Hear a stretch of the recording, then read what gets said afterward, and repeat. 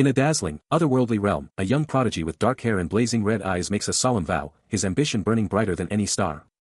He boldly proclaims his ultimate destiny, to become the absolute strongest mage. With absolute certainty, he declares, in this life, I will become a 7-star mage.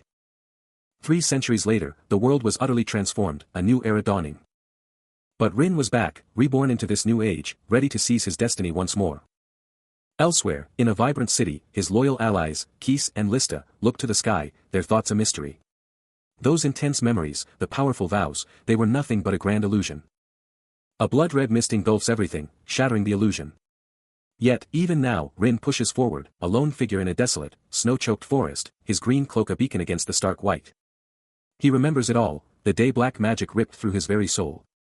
A monstrous hand reaching out, forcing him to abandon his comrades. The creature's glowing eyes and razor-sharp fangs burned into his memory. Now, in the present, he trudges alone through a desolate, snow-covered wasteland. His mind racing with the past and future as he pores over an ancient text. He can't help but marvel at his own achievement, becoming the youngest 4-star mage in the 21st century, questioning if anyone could even come close to that feat. The ancient tome speaks of another Rin, a legendary figure with snow-white hair and eyes. And with a decisive snap of his fingers, Grand Mage Rin closes the book, ready for what's next. Deep within a massive library, Lista is just chilling, totally absorbed in a book. But then, a tiny voice cuts through the quiet, and she glances down to see some kid just chilling on the floor, surrounded by books. He asks her something, then quickly snaps back, insisting he's not some genius or just a little kid. He stands up, looking her dead in the eye, and introduces himself, like, my name is Rin, deal with it. Lista, totally caught off guard by how young he looks, can only blurt out that he's just a little kid. Rin's face gets super serious, totally fed up with her doubt, and he promises, he'll flip the script if she doesn't believe in his power. Then, bam. Rin unleashes a massive, blazing fireball, and Lista screams, totally freaking out from the sudden magic. The spell slams into her, sending her flying backward, her book goes airborne as she lets out a shocked yell. She hits the deck, books flying everywhere, while Rin just stares, probably shocked by his own epic magic. His raw power erupts, sending books flying everywhere. Now you're listening, he declares, absolutely owning the moment. He surveys the wreckage, and from the chaos, a tiny, glowing-eyed, furry creature pops out. Both the mage and the creature are totally taken aback. Before he scoffs, looking down at Lista, who's sprawled among the books, only able to manage a frustrated, high spend. That's when he got super interested in her, a mysterious, wrapped figure glowing with blue energy appearing in his mind's eye. Lista, now totally composed, introduces herself as Lista Alter, declaring she's from the south. They shake hands, and she drops a bombshell, she's a fake magician from the Orthodox Church. She'd asked him to team up against the terrifying void threatening to swallow their entire world. She wanted him to join her hero party, which already had 2 other famous members. The void is the ultimate threat, and the legendary conqueror of the fire dragon, the one who crushed it, stands as a beacon of hope. But a chilling whisper cuts through the air, I don't want to die. Lista's still trying to reel him in, and Rin hits her with the big question, are her other 2 party members as incredible as she is? She shrugs, admitting they're a bit of a letdown, just like her, but then drops a bombshell, something way bigger than all of them is at stake. Rin's totally lost, just blurting out, what? With a triumphant thumbs up, Lista shouts, the world. It's all about the world, shimmering with cosmic energy. He remembers being a warrior who battled the void, constantly pushing his limits, crushing countless threats. He held the soul of someone who had already seen the end of the world, a truly rare power. Prophecies whispered that by his 7th age, he'd save the world. He burned with ambition, desperate to reach a pinnacle no one had ever touched. His current life, dabbling in magic, isn't terrible, but a powerful, but hangs in the air, hinting at a much grander fate. He craved mastery, to be the ultimate mage, to conquer the world itself. But now, a nagging question lingered, what was his true purpose? His current path, however, was aimless, a mere stroll, and his gaze drifted to the world beyond his window, searching for answers. Meanwhile, Lista, the warrior who had tracked him down, flashed a knowing smile, remembering their first meeting. For Rin, the invitation to join her crew was totally out of left field, but it was just the spark he needed to pull him out of his studies and back into the real world. He wasn't exactly fired up to save the world, but he still reached for another book, maybe hoping to find his next adventure between the lines. Still, Lista had taken the outstretched hand of Keese, who was clearly hyped about the young mage's potential. Rin, meanwhile, just walked off, lost in his own head, totally oblivious to the buzz he was creating. Keese, still chatting with pride, dropped the bombshell, Rin was actually Rain, the legendary conqueror. Pride's jaw dropped, a shocked gasp escaping her as the truth hit her like a truck. Muttering, she said, "Rain." Back in the day, this legendary squad of 4 was absolutely tearing through monsters, and Pride? She'd always punctuate their victories with a wicked cackle after a smoke break. Lista's booming laugh was practically a battle cry. Even as the beast roared its last stand. Her triumphant cackle just proved they were on top. This crew, Rin, Lista, Keese, and Pride, they were an unstoppable force, standing tall after every epic showdown. But let's be real, the sheer power of Keese and Pride alone was next level. Then, bam. A massive green energy shot ripped through the air, making the monster scream in agony as it got absolutely wrecked. And just to finish it off, another insane yellow blast sealed the deal. A colossal, shadowy beast with piercing green eyes and razor claws dominates the scene, a younger Rin staring up, recalling a time of immense power. But the creature's black magic was just too much, its mana an unstoppable force, even as Lista unleashed a furious, fiery assault. Keese, absolutely refusing to quit, drew his bow and fired a lightning-charged arrow, a desperate, electrifying shot in a fight he simply couldn't abandon. Pride, not to be outdone, unleashed her own devastating power, ensnaring the beast in shimmering blue chains of pure magic. That overwhelming power, that crushing feeling of leaving his comrades behind, it still haunts him. Amidst the chaos, Lista, absolutely furious, roared at the multi-eyed monster, vowing to tear it to shreds, with Rin right there, backing her up. Later, by a warm campfire, Rin, looking at Lista, asked if she'd join them on another adventure once this one was done. His mind drifted to a terrifying, dragon-like monster, as he worried aloud about Lista's innocence, fearing she'd be tricked by sweet lies. A heavy silence hung between Rin and Lista, their faces etched with a shared, unspoken weight. The day black magic ripped through his very soul, a day he abandoned his comrades, is seared into his memory. Keese and Pride were there, but it was Lista's absolute terror that burned brightest in his mind. Her desperate pleas echoed through the void, and just like that, 5 years vanished. Then, on his journey to the academy, he caught wind of a cursed village, a place no one dared enter, a place that would drag him back into the nightmare.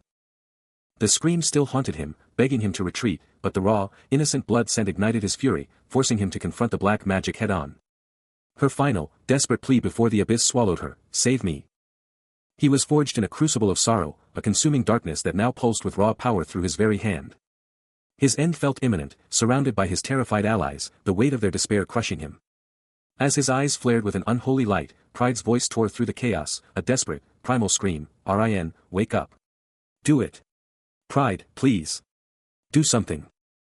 The moment black magic ripped through his very being, a flashback hits hard, revealing Pride and Keese absolutely reeling.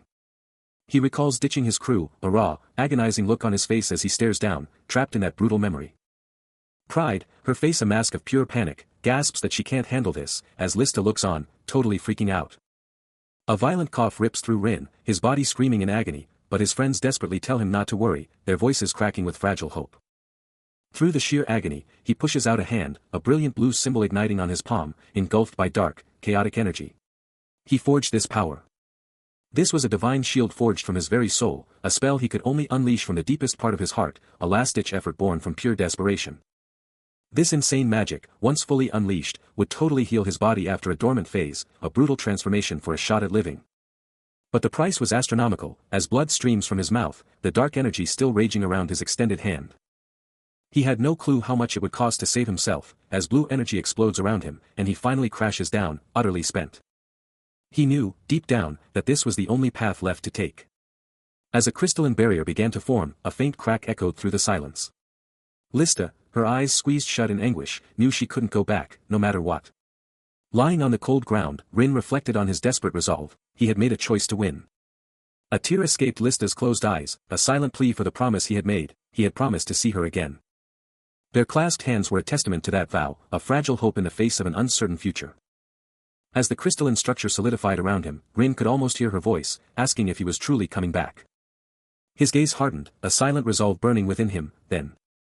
Surrounded by the shimmering ice, he remembered the bond shared between the 4 of them.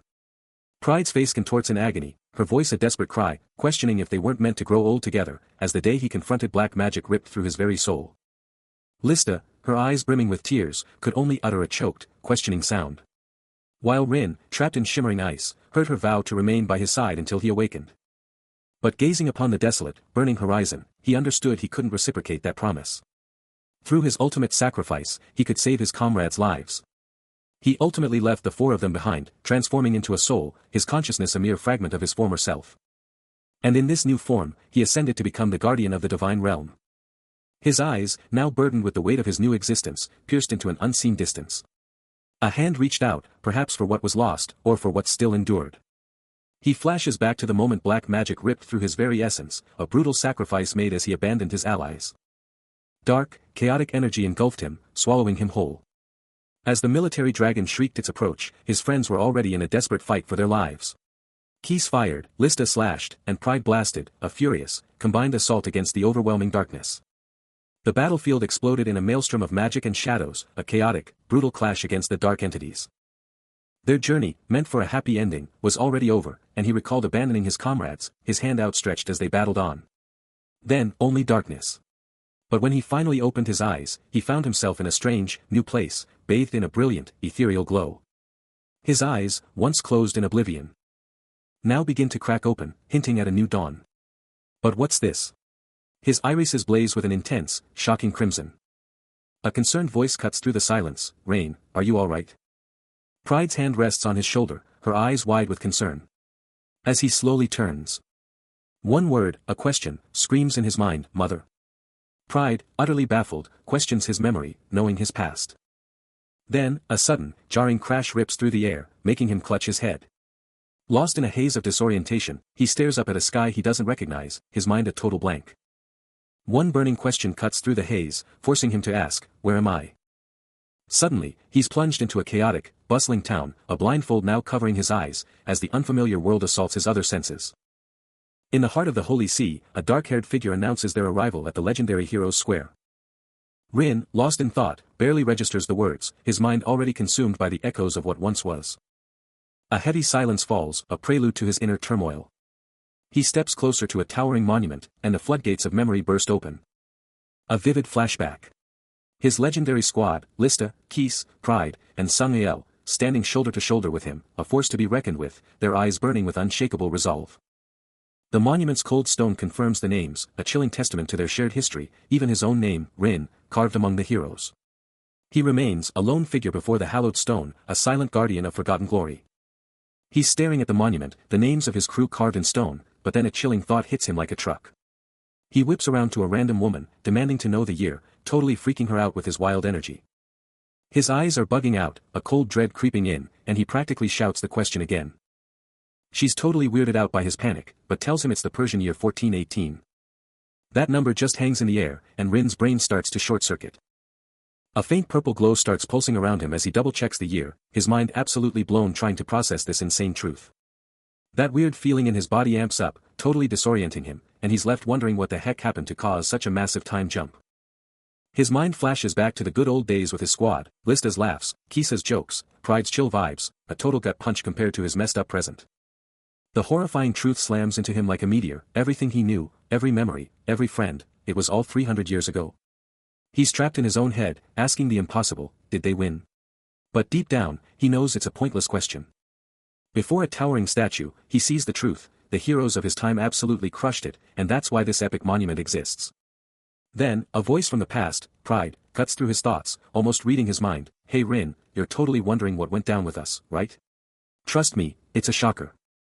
A sad, knowing smile touches his lips as he just says, got it. He tells himself he doesn't need anyone, that he's fine on his own, but then a crushing memory hits him, Lista, always by his side, protecting him until her last breath. Pride's memory echoes, her voice laced with a tragic truth, it's a beautiful, but utterly heartbreaking fate. Don't you think? He fights to hold on to the fading image, her face blurring, and demands to know, why are you telling me this heartbreaking story? His red eyes blaze with raw emotion. A painful reminder of his belief that Lista would keep her promise. A ghost from the past screams his name, Rain, dragging him back into a pivotal memory. That sacred promise, now just a hollow echo in his shattered memories. He reaches out, a desperate, yearning grab for what's just out of reach. That broken promise hits him like a truck, tears streaming down his face as the memory shatters. A promise that was absolutely shattered. Who knows what his old comrades thought, but now, he's a living legend, his red eyes burning with untold power as he grapples with his past. He listens as Lista details the Empire's grand tributes to the great mage, how countless towers and powerful families hailed him as a saint. But after 300 years, what was left of that epic past for him was just raw magic. His own memories of those times were nothing but sheer tragedy. They weren't fond memories, they were cold, hard legends. Lista, ever perceptive, once remarked, memories aren't fond when they're not shared with someone. Which meant his own emotions were still a work in progress, even after death. Alone with his thoughts, he grapples with memories that are nothing more than silent echoes, never returning. His gaze distant, he clutches his teacup, the weight of his past pressing down. Pride, ever observant, watches him with a quiet intensity. They're gone now, he acknowledges, the finality of it a stark blow. Yet, they left this world behind, a legacy he now carries alone. So what now? What is his purpose in this solitary existence, the question burning within him? As he delves deeper into his contemplation, a flicker of past encouragement, a silent thumbs up, briefly crosses his mind. Then, a sharp realization ignites in his crimson eye, right. A brilliant, golden light bursts forth, signifying a profound internal awakening. But he's not done yet. There's still something he has to do. His mind flashes back to the sacred human empire, a colossal power that once ruled 7 entire islands. And in this empire, mages weren't just mages, they had a strict ranking system, from 1-star common mages like Van Duran, all the way up to the legendary 7-star grand sages, the divine sages. He recalls his own incredible ascent, pushing past limits to reach the final peak of the 5th star, a power level that made him a legend. Beyond that, the 6th star meant you were a sage, a title only 2 people in the empire's entire history ever earned, individuals who truly grasped the ultimate truth. And he, himself, had ascended to the 6th star by the time he was old. Even with all the pain, all the regret, he knows deep down he would have regretted it even more if he hadn't made those choices. Even if time itself rewound, he'd make the same impossible choice, leaving his companions behind again and again, all for a higher cause. He sees Lista's radiant smile, hearing her voice echo, "I want this world to be filled with laughter." He flashes back, hearing Lista's words cut through the silence, "You said it, Lista, didn't you? That the world is just too damn tired of the truth to accept it." Walking with her, he knew the truth, only those who could pierce the magic's veil, only those who saw the real world, truly understood. His resolve was ironclad, in this life, he would become a 7-star mage, no matter the cost. Then Pride's worried voice cut through his thoughts, "I'll push myself to the absolute limit, but this flower field, Rin, it's just too dangerous." Pride's face was a mask of pure alarm, her warning chilling. She pressed on, her voice tight with fear, "There's no way. I'm not taking another step. This flower field is a death trap, Pride." Keese, always the realist, chimed in with his own grim assessment, "Forget looking, I'd rather trust magic than these things." Rin, taken aback, demanded, "What's the big deal with this flower field?" He stood with Pride, Keese, and Sung Ael, the glowing flower field a treacherous beauty before them, every step a calculated risk, a destiny he had to seize, even if it meant sacrificing everything, even them. He stares up, a fierce determination burning in his eyes as the past's final whispers vanish into the epic sunset. A final, epic goodbye, and he lets go, watching the past explode into glittering dust. The living gotta move with time's flow, so he ditches the memories, charging headfirst into the unknown. He has to step forward, into the future. His silhouette shrinks down the city street, a lone warrior forging a brand new destiny. And just like that, his second life kicked off. He stares up, a silent question echoing, did he even want to be saved? A heavy truth hits him, he doesn't even know his own face, raised in an orphanage in Illyria. Family. The word just brings confusion, how could he even begin to know anything about them? Lista, ever direct, cuts through the noise, she doesn't know how to tell him either. For her, family isn't a must-have, no need to complicate things, Rin. He processes her words, as she tells him to just cherish the people around him, even if he thinks she's a weirdo. Lista offers a soft smile, certain he'll grow to love them. The next morning, a gentle voice cuts through the quiet, greeting the young master as he stirs awake. Waking up to a new day, Rin is greeted by his maid, who's already on top of breakfast prep, ready to get his day started. Shaking off the last bits of slumber, he lets out a quick, tired groan. His feet hit the floor. He stares ahead, a serious look on his face, his intense red eyes hinting at a past far beyond his years. 20 days. That's how long it's been since he woke up in this 10-year-old's body, and get this, he'd already mastered magic in just 2 years. Magic, which totally failed him before, was now his to wield. He was once an absolute powerhouse, the young master of the magic tower, the only one who could use magic without limits, so yeah, he's pretty much used to this whole new life thing. He just had to live out the rest of his days like this, and honestly, he'd made peace with it. Later, getting ready for the day, the maid gives him a cheerful, "Good morning," totally shocked he's already awake. Then, his mother's voice chimes in, thrilled he's up, dropping hints about his dad and how much the king loves him, and he just calmly responds, "Yes, mother." Morning hits a lavish study, with the sharp Karen Ludwig at his desk, while Rin, deep in thought, gazes out a massive window. Spotting the kid's spaced-out look, Karen Ludwig calls him out, wondering if he even slept, pointing out how exhausted he seems. A soft hand lands on Rin's head, as the man insists he's still wiped from the trip. But Rin, with a worried look, drops a bombshell. He thinks his whole family, including Karen Ludwig, is hiding something, then quickly backpedals, calling it just paranoia. Karen Ludwig just grins, dodging the whole thing, and flips the script, asking about Rin's dad. The focus snaps to a document on the desk, a wild magical text Rin's totally absorbed in, questioning if this is the real deal. Karen Ludwig confirms it, dropping the bomb that a magic conference is next week, and he's feeling the pressure. Rin, still locked onto his studies, shuts down the idea of eating, saying it'll kill his focus. He'd rather grind early when his brain's at peak performance. Karen Ludwig watches the kid's laser focus on the magic text, muttering to himself if he's stuck on some tricky part. Offering a hand, Karen Ludwig asks if he needs help, but Rin, with absolute resolve, shuts him down, declaring he'll master this magic solo. He's deep in the books, a burning question on his mind: what's the answer to this insane problem? After grinding through, he finally cracks the code. Knowing he can now blast through the lab and use these wild formulas.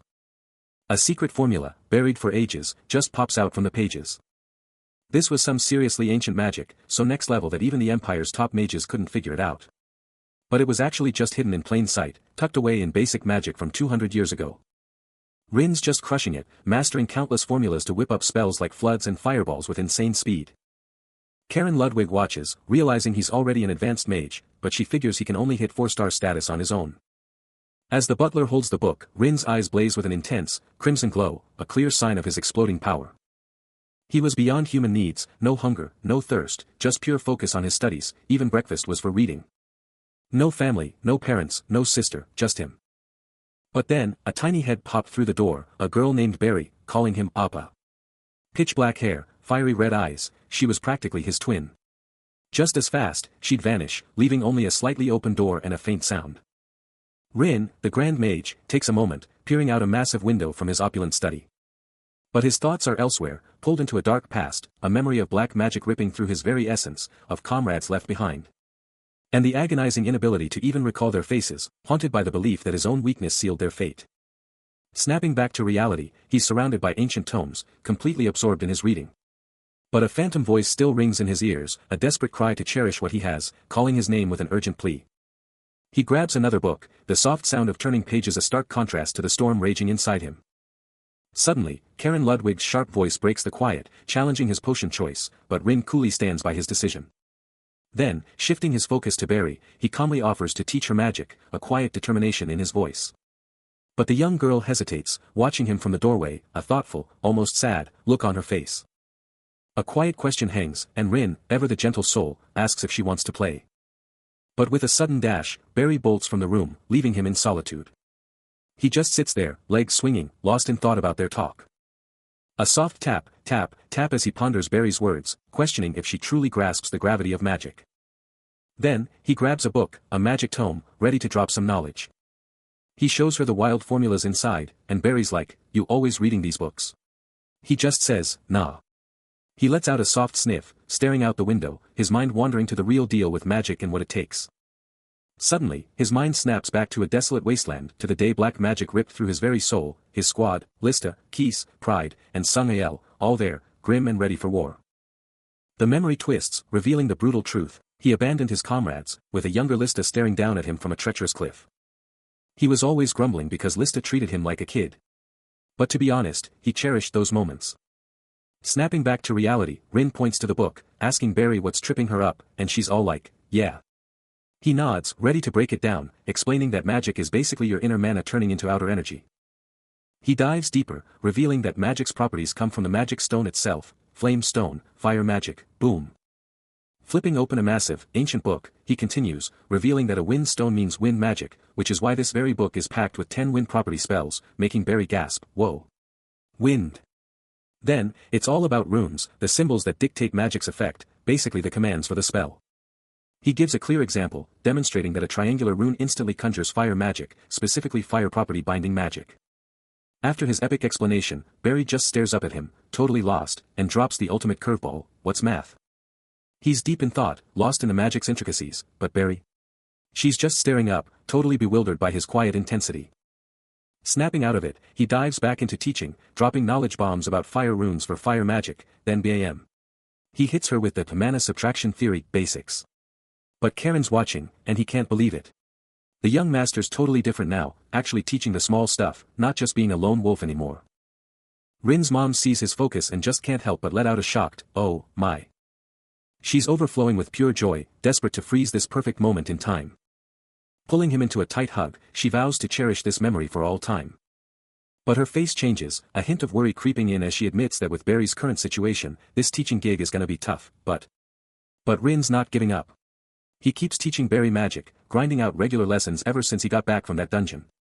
He stares down, a chilling realization hitting him, could Barry actually mean that kind of math? Karen Ludwig shuts down the notion, but Rin's mother counters, hinting at a deeper connection, even admitting she might have once felt the same way as Rain. Maybe Rain had already figured it out too. Rin's mother is absolutely beaming, blown away by how fast he's grown, from new mage to teacher in a blink, just bursting with pride. But Karen Ludwig cuts in, admitting he's completely in the dark about what's next. He then drops a bombshell, revealing a chilling fear from the ice cave, leaving Rin's mother visibly worried. Then, with an intense stare, Karen Ludwig gives the order, activate. Alone, Rin's mother stares out, a deep regret burning within her, she should have just left her. Now, she's trapped, transformed into a monster with no other option. Her hand extends, a silent plea to a friend lost in the distance. Rin's mother gazes downward, a pensive look on her face, as Karen Ludwig confirms there's something crucial he needs to reveal. He continues, a flashback igniting in his mind, that only one person could ever reach the peak of a sage, and Rin had mastered a magic square in just a single year. Rin's mother, utterly stunned, asks if he truly believes her son is a genius, and Karen Ludwig drops another bombshell. Rin had already mastered the magic square that very morning, joking if that's why he'd skipped breakfast. Karen Ludwig emphatically confirms Rin's genius, admitting it might be terrifying, but he's already revolutionizing their family's magic. He elaborates, revealing that Rin, despite his youth, can already read and write spells reserved only for the Grand Mage, a truly unheard of accomplishment. The cloaked figure of Rin stands engulfed in a swirling red aura, as Karen Ludwig concludes that Rin's powers are simply unfathomable. Rin's mother, her concern palpable, asks how much more he believes Rin can endure, and if his journey will be fraught with hardship. Karen Ludwig, a knowing look on his face, simply replies, indeed, then cryptically adds that he has an idea brewing. Beneath an endless, azure expanse, a breathtaking field of brilliant blue blossoms blankets the rolling hills, an absolutely stunning sight. This tranquil landscape? It's none other than the legendary domain of the famed magician, Lista. Rin, completely at ease, soaks in the incredible weather, a contented smile gracing his lips. Becoming a 7-star magician is his ultimate goal, and he's fully committed, understanding that a powerful soul is essential for growth, making his chosen path absolutely perfect. A chilling thought pierces his calm, he can't afford to waste a single second. Uselessness means discovery, and that's not an option. A gentle rustle of paper cuts through the quiet as he meticulously sketches, deep in concentration. Suddenly, his little sister, Barry, pops up, demanding to know what he's been up to. He casually reveals he was just about to summon a goblin, leaving her utterly bewildered. Just as he was about to begin, a tiny voice cut through the air, "Can I join you?" He couldn't contain his excitement, collapsing onto the grass with a triumphant woohoo. His sister, just as hyped, leaped into the air with a joyful woohoo. He watched her, a genuine smile gracing his features, realizing just how much this meant to her. Later, sitting with her, he couldn't help but wonder why his speech was so weird for a kid his age, and why his grammar and even his faces kept getting mixed up. Suddenly, the summoning circle ignited, crackling with raw, vibrant blue energy. Then, with a massive boom, sparks flew everywhere as the magic surged. And then, a colossal pillar of light erupted from the circle, making his sister gasp, "Whoa." A guttural argh rips through him as the magic dissipates, and he's hit with the crushing realization, he used the wrong magic. The very ground beneath them gives a nervous wobble, leaving both Rin and Barry wide-eyed and utterly flabbergasted by the chaotic aftermath. Trying to play it cool, or maybe just trying to cope, he mumbles, "Guess I'm not so great at this, huh? First time for everything." A lone tear escapes, a silent confession of his blunder, as the chaotic magic below him swirls, a stark reminder of his epic screw-up. A quiet humph escapes him, as they both settle down, eyes glued to whatever just popped out of that crazy magic circle. He reaches out to the tiny, glowing anomaly, softly commanding, "Come here, Ludian." Which, by the way, is an ancient word for guide. Barry lets out an excited "WHOA", as the shimmering, crystal-winged spirit gracefully approaches, instantly enchanting them both. The ethereal spirit, a masterpiece of shimmering blue ice, gracefully settles into his waiting hand. He finally deduces, so, it's a spirit, then. And Barry, ever the pragmatist, breathes a sigh of relief. At least you didn't summon a demon this time, or another golem right into the living room. Rin stares down at the shimmering spirit, a silent acknowledgement of his own bizarre talent, knowing full well that in any other reality, this would be a massive flex. Cupping the ethereal being in his hand, he casually asks, digging the vibe? Suddenly, his little sister Barry pops up, giving an excited nod as she checks out the spirit, totally vibing with the new magical pet. With a quick, alright, off you go, Rin dismisses her, already moving on from the spirit. He immediately pulls up a holographic screen, knowing he needs to get a handle on his new magic, which the system instantly starts crunching numbers on. He dubs the spirit Ludian, meaning guide, just as his magic power flashes onto the display. The screen blazes with his magic power, a staggering 3,204, but a weird message pops up, hinting it's somehow worse than expected. He glares at the system's blank assessment of his magic math skills, which are still a total mystery, realizing he's got a whole lot of explaining to do, especially with this new, super rare bloodline magic skill popping up for grabs. The system's scan intensified, a blazing red eye dominating his view, and then, the chilling revelation, bloodline restricted magic. A low rumbled from him, the gears turning in his mind, as he processed the shocking truth, this body was anything but trash. Suddenly, a jarring memory ripped through his thoughts, a past battle against soul-shredding black magic, and the arrival of a young mage who sought him out. This ambitious young mage, confronting Lista and Keese, had boldly proclaimed, he said he would be the strongest mage in the Empire. He'd even dared to claim he'd replace them in the party, his fire magic erupting with raw, untamed power. But when their paths truly crossed, the truth hit hard, they were nothing more than strangers. So, he abandoned his comrades, turning his back on the two adventurers. To him, they meant nothing, as an explosion roared behind his retreating form. Yet his eye, blazing with an unnatural glow, held a secret, a power far beyond the ordinary. The day black magic ripped through his very soul, the brown-haired mage, Lista, and Keese were caught in a fiery, chaotic maelstrom. In that pivotal moment, he made the impossible choice, he left his comrades behind. With that power, Rin completely shut down the black magic, his body now blazing with a vibrant blue aura as he confronted the inferno. He kept delivering counterattacks, his blue energy exploding against the fiery assault. This power let him read the opponent's magical flow, predicting their next move before they even made it. When magic abilities were equal, the one with more counters always came out on top. Now, with his eye glowing blue, Rin finally got it. This was the power of his bloodline, bloodline-restricted magic. It was a dance of anticipation and reaction, a constant, high-stakes exchange of offense and defense. But he quickly corrected himself, bloodline was just a word, it was power he couldn't use because he never knew how. He gets it now. The Ludwig family isn't just powerful, they're the eyeing mages for a reason. It all comes down to those insane eyes. The true meaning of it all finally clicks for him. Later, while Rin's on the phone, he's got his crew, Barry and Karen Ludwig, just hanging out in the background. Karen Ludwig cut straight to the chase, asking if Rin's ready to dive into their bloodline-restricted magic. Rin thinks it's a bit early, but he's still eager to learn. Karen Ludwig initially says he'll ask Rin's dad, but then quickly changes his mind, declaring he'll be the one teaching Rin once he's back. Rin's totally lost, asking who's Ellen again, as if he's completely forgotten. He's all ears as Karen Ludwig drops the bombshell, Ellen, a magically gifted researcher, even taught at the academy. And get this, she's his elder nephew, so he really should know her. Karen Ludwig clarifies, he actually met her way back when he was just 6. A sudden click of memory hits him, and he's totally floored. Elsewhere, a fierce young woman with flowing dark hair struts through a massive hall, rocking an attitude of pure, don't care. She glares down at Rin, sprawled on the floor surrounded by books, a clear look of, you're beneath me on her face. Her piercing, red glowing eye glints, as she scoffs at the sheer ridiculousness of it all. The legendary Professor Ellen Ludwig throws her hands up in total frustration, sick of everyone calling her a genius professor. Then, it all clicks for Rin, and he's hit with the shocking truth of who she really is. Ellen Ludwig looms over the kneeling figure, her voice sharp as she demands to know if he recognizes her. Introducing herself as Ellen Ludwig, the formidable great sister of the Ludwig family, she lays down the law, warning that she has no patience for students who don't obey instantly.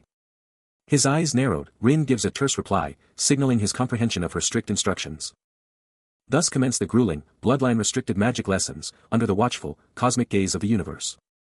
As the rigorous training continued, his past life memories flooded back, a shocking revelation confirming his true identity, Rin, the legendary Grand Mage.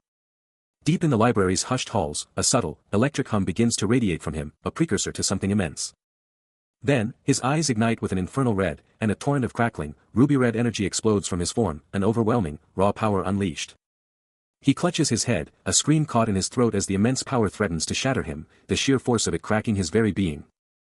Rin was back at it, diving deep into the ancient texts, unraveling the very fabric of magic itself. But then, Ellen, with a cheeky grin and a whoosh, pulled off some insane magic, leaving Rin utterly stunned. She totally called him out, laughing, saying he couldn't even dream of pulling off that kind of simultaneous casting. But Rin wasn't having it. He shot back, "I can do it," as Ellen just laughed, calling him cocky for even trying. Ellen, flashing a stack of scrolls, revealed the magic was all about brainpower, not just brute force. Rin soaked it all in, realizing this magic was super theoretical, a secret passed down only through the Ludwig family's founder, making it way more complicated than it looked. But trying to force that restricted spell was too much.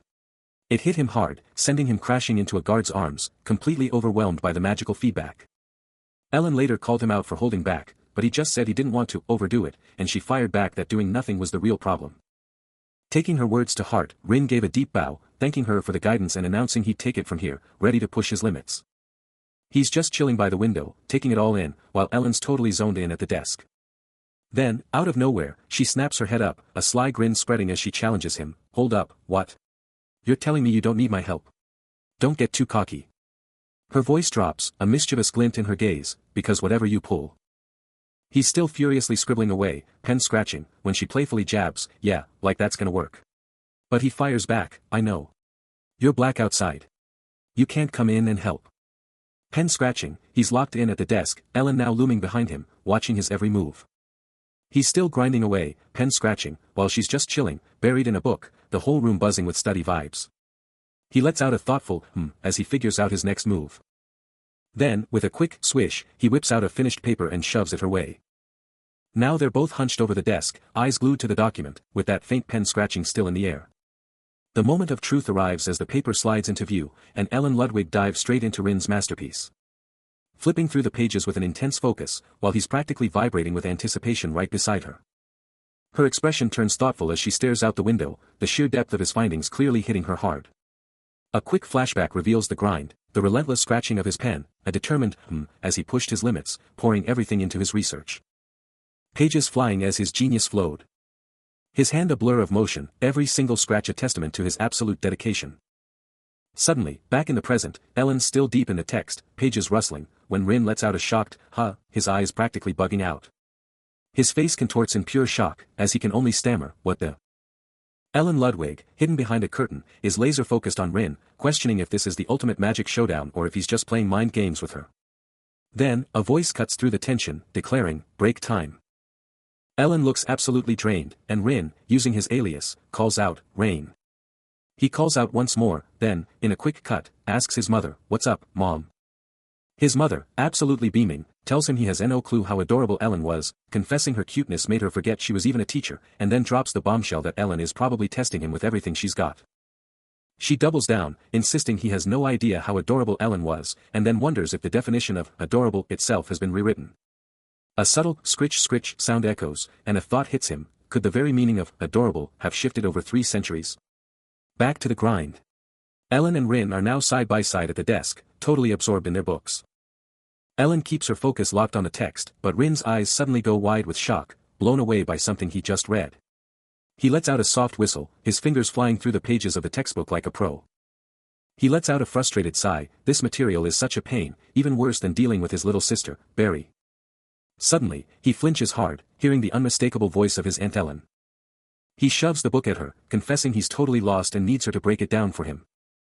Ellen lets out a frustrated scream, shouting that Rin is exactly like her younger sister, Barry.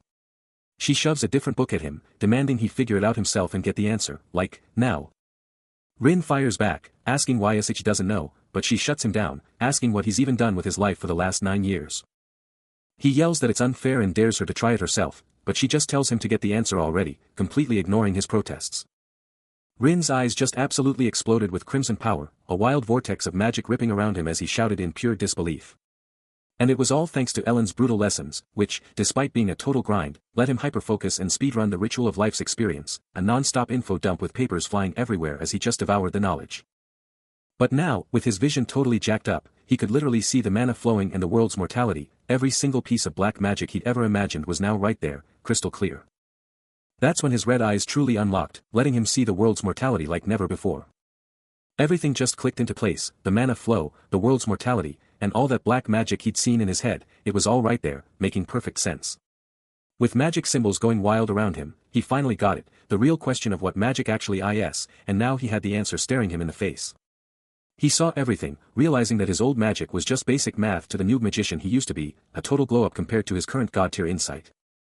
Ellen Ludwig, watching his insane power-up, just breathed his name, her face a total blend of shock and no way.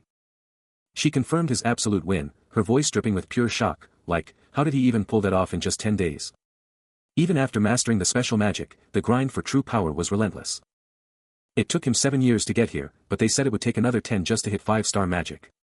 But he crushed it in just 10 days, and he could even cast multi-calculative spells. He was dropping complex spells from a blank slate, a genius on par with legends. Rin, already dubbed the Prince of Multi-Calculative Magic, just kept blowing everyone away. Watching the young prodigy, a man just had to think, this kid is something else. He quickly corrected himself, a proud smile forming, no, he's my son. He acknowledged the kid's insane talent, thinking, seriously, that's respectable. A bittersweet realization hit him hard as he admitted, I'm his father, but I literally have nothing left to teach him. Young Rin, already a force to be reckoned with, sits at his desk, dropping a command. His voice sharp, he demands confirmation. The order is absolute, a letter, to the prince, now. Making Karen Ludwig, ever the loyal servant, double-check the target. Rin catches the slight pause, a flicker of doubt in his father's voice. Karen Ludwig, now seen, sits with a heavy expression, the truth laid bare, the letter is for his own father. The sheer, raw power of Rin's talent explodes, shattering all previous limits and expectations. Rin doubles down on the command, demanding absolute courtesy, as Karen Ludwig bows to his master's iron will. A subtle smile plays on Karen Ludwig's lips as he pledges absolute, unyielding loyalty to his young master. A year flew by, a new season dawning, and the young mage was all alone, grinding magic every single day. Summer was coming, and he was all in, diving deep into his magical grind. Day in and day out, he was learning the family magic from Ellen, his one goal, to absolutely dominate the basics of magic. That summer. Pure grind, all the time. Nights were for relentless physical and magic training, and then Ellen blew his mind with Western music, it was insane. Coming from the East, this was a totally fresh and mind-blowing vibe. Training. Completed. Not even close. The world was getting tougher, and he needed to level up, fast. 4-star mage standards. They'd gone through the roof. And he was still stuck at 3 stars. Magic itself was leveling up, making that 4-star rank feel like an impossible dream in this era. He had to get stronger, smarter. He marched right up to his dad, dropping a bombshell, Dad, I need something. His mom was like, what's up, and he just dropped it, 3 years should do it. Later, his little sister, Barry, munching away, asked if mom bounced, and he just said, yep. He wanted to hit up the Magic Academy, the Empire's top school for magic, begging, Dad, you'll let me go, right? Barry latched onto his leg, screaming, don't go, but he had to gently push her off, his mind made up. The family butler, Karen Ludwig, lays down the law, reminding Rin he's just a kid, 10 years old, to be exact, and way too young to be thinking about leaving home. Rin's eyes flash with a subtle red glow, as Karen drops another bombshell, there are bigger things coming for him. Rin's jaw drops, utterly bewildered, as Karen just stares, holding all the cards. Elsewhere, a mysterious, glowing letter is held with care, its magic practically humming. Ellen Ludwig, eyes wide, reveals the letter's sender, Father, your son. A total shocker. Suddenly, Rin's mother is racked by a violent coughing fit, as Barry looks on, utterly worried. Rin, now with Ellen, questions if his father sent the letter, the mystery deepening for both of them. Karen, ever the caretaker, gently wipes Barry's face, a quiet, touching scene Rin witnesses. Then, Barry drops a bombshell, calling Karen grandfather, and Rin's face is pure shock. He flashes back to a dark day, black magic ripping through his very soul, and the piercing, curious gazes of the Ludwig family, realizing only 3 possessed such eyes, and he was one of them. A storm of thought rages within him, the raw power of his mind swirling with untapped potential. Then, a breakthrough. He clutches a glowing core, realizing this is it, the key to unlocking Ludwig's legendary power. But the butler, Karen Ludwig, drops a bombshell, asking if his grandfather promised to teach him these curious eyes, leaving the young mage absolutely stunned. Ellen Ludwig and Rin's mother watch on, Ellen about to speak. Yet, his internal monologue cuts in, flat out rejecting the idea of a grandfather as a total misunderstanding. The massive estate looms, a carriage waiting, as the scene shifts. And he makes his exit, taking one last look at the imposing family home. He's got bigger plans now, deciding to make a crucial stop before diving into his next mission. He's out. Rin makes his exit from the estate, leaving the past behind him. Taking a moment at the window, he stares out, probably plotting his next epic move. Elsewhere, an old man with a knowing look and sharp eyes watches on, a subtle smirk hinting at hidden knowledge. Boom!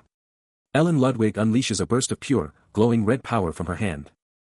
With a deep, magical hum, she slams her hand down, and that red energy just explodes outwards, crackling with power. But the power's too wild. It throws her back with a massive thud. The sheer force of the magic makes a nearby bottle whoosh, rattle, and swish, its liquid going crazy. Her eyes, now blazing red, snap open in pure shock and confusion as a clang rings out. Blasted by a flash of crimson energy, she's overwhelmed, screaming internally, "What am I thinking about?" as the power rages. Rin's hands ignite with a fierce blue glow, intricate talismans manifesting as his eyes blaze crimson. Channeling that raw, surging power, he vows to block whatever comes next. Then, a devastating wave of blue energy explodes from him, blasting the white-haired man backward through crackling red lightning. A deep thrum vibrates as Rin's eyes ignite with a blazing red, raw, crackling energy surging to life around his hands. Exploding into two distinct, glowing blue constructs. He commands the swirling blue energy with a powerful swoosh, his face a canvas of intense focus and dawning realization. Gazing at his hands, he utters a stunned, "WHOA." He then identifies the constructs, a revelation hitting him: this is ice cubes. Meanwhile, Karen Ludwig, a shadowy, hooded figure, observes with his own eyes burning red, taking in every detail of the unfolding power.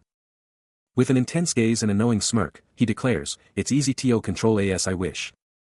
Rin turns back, a thoughtful expression etched on his face, absorbing the profound implications of the butler's statement. The tension builds as Karen Ludwig throws down a playful gauntlet, asking if Rin wants in on the action, and Rin's immediate "yes" is all the answer he needs. With a subtle whoosh of power, Karen Ludwig's eyes flash with an intense red glow, his hand instinctively rising to his face as he analyzes the raw magical output. A thoughtful "phew" escapes him, and then he cuts straight to the chase, demanding to know Rin's current power level. Rin sheepishly confesses he can barely pull off a 3-star spell. Scratch that, he can't even do that.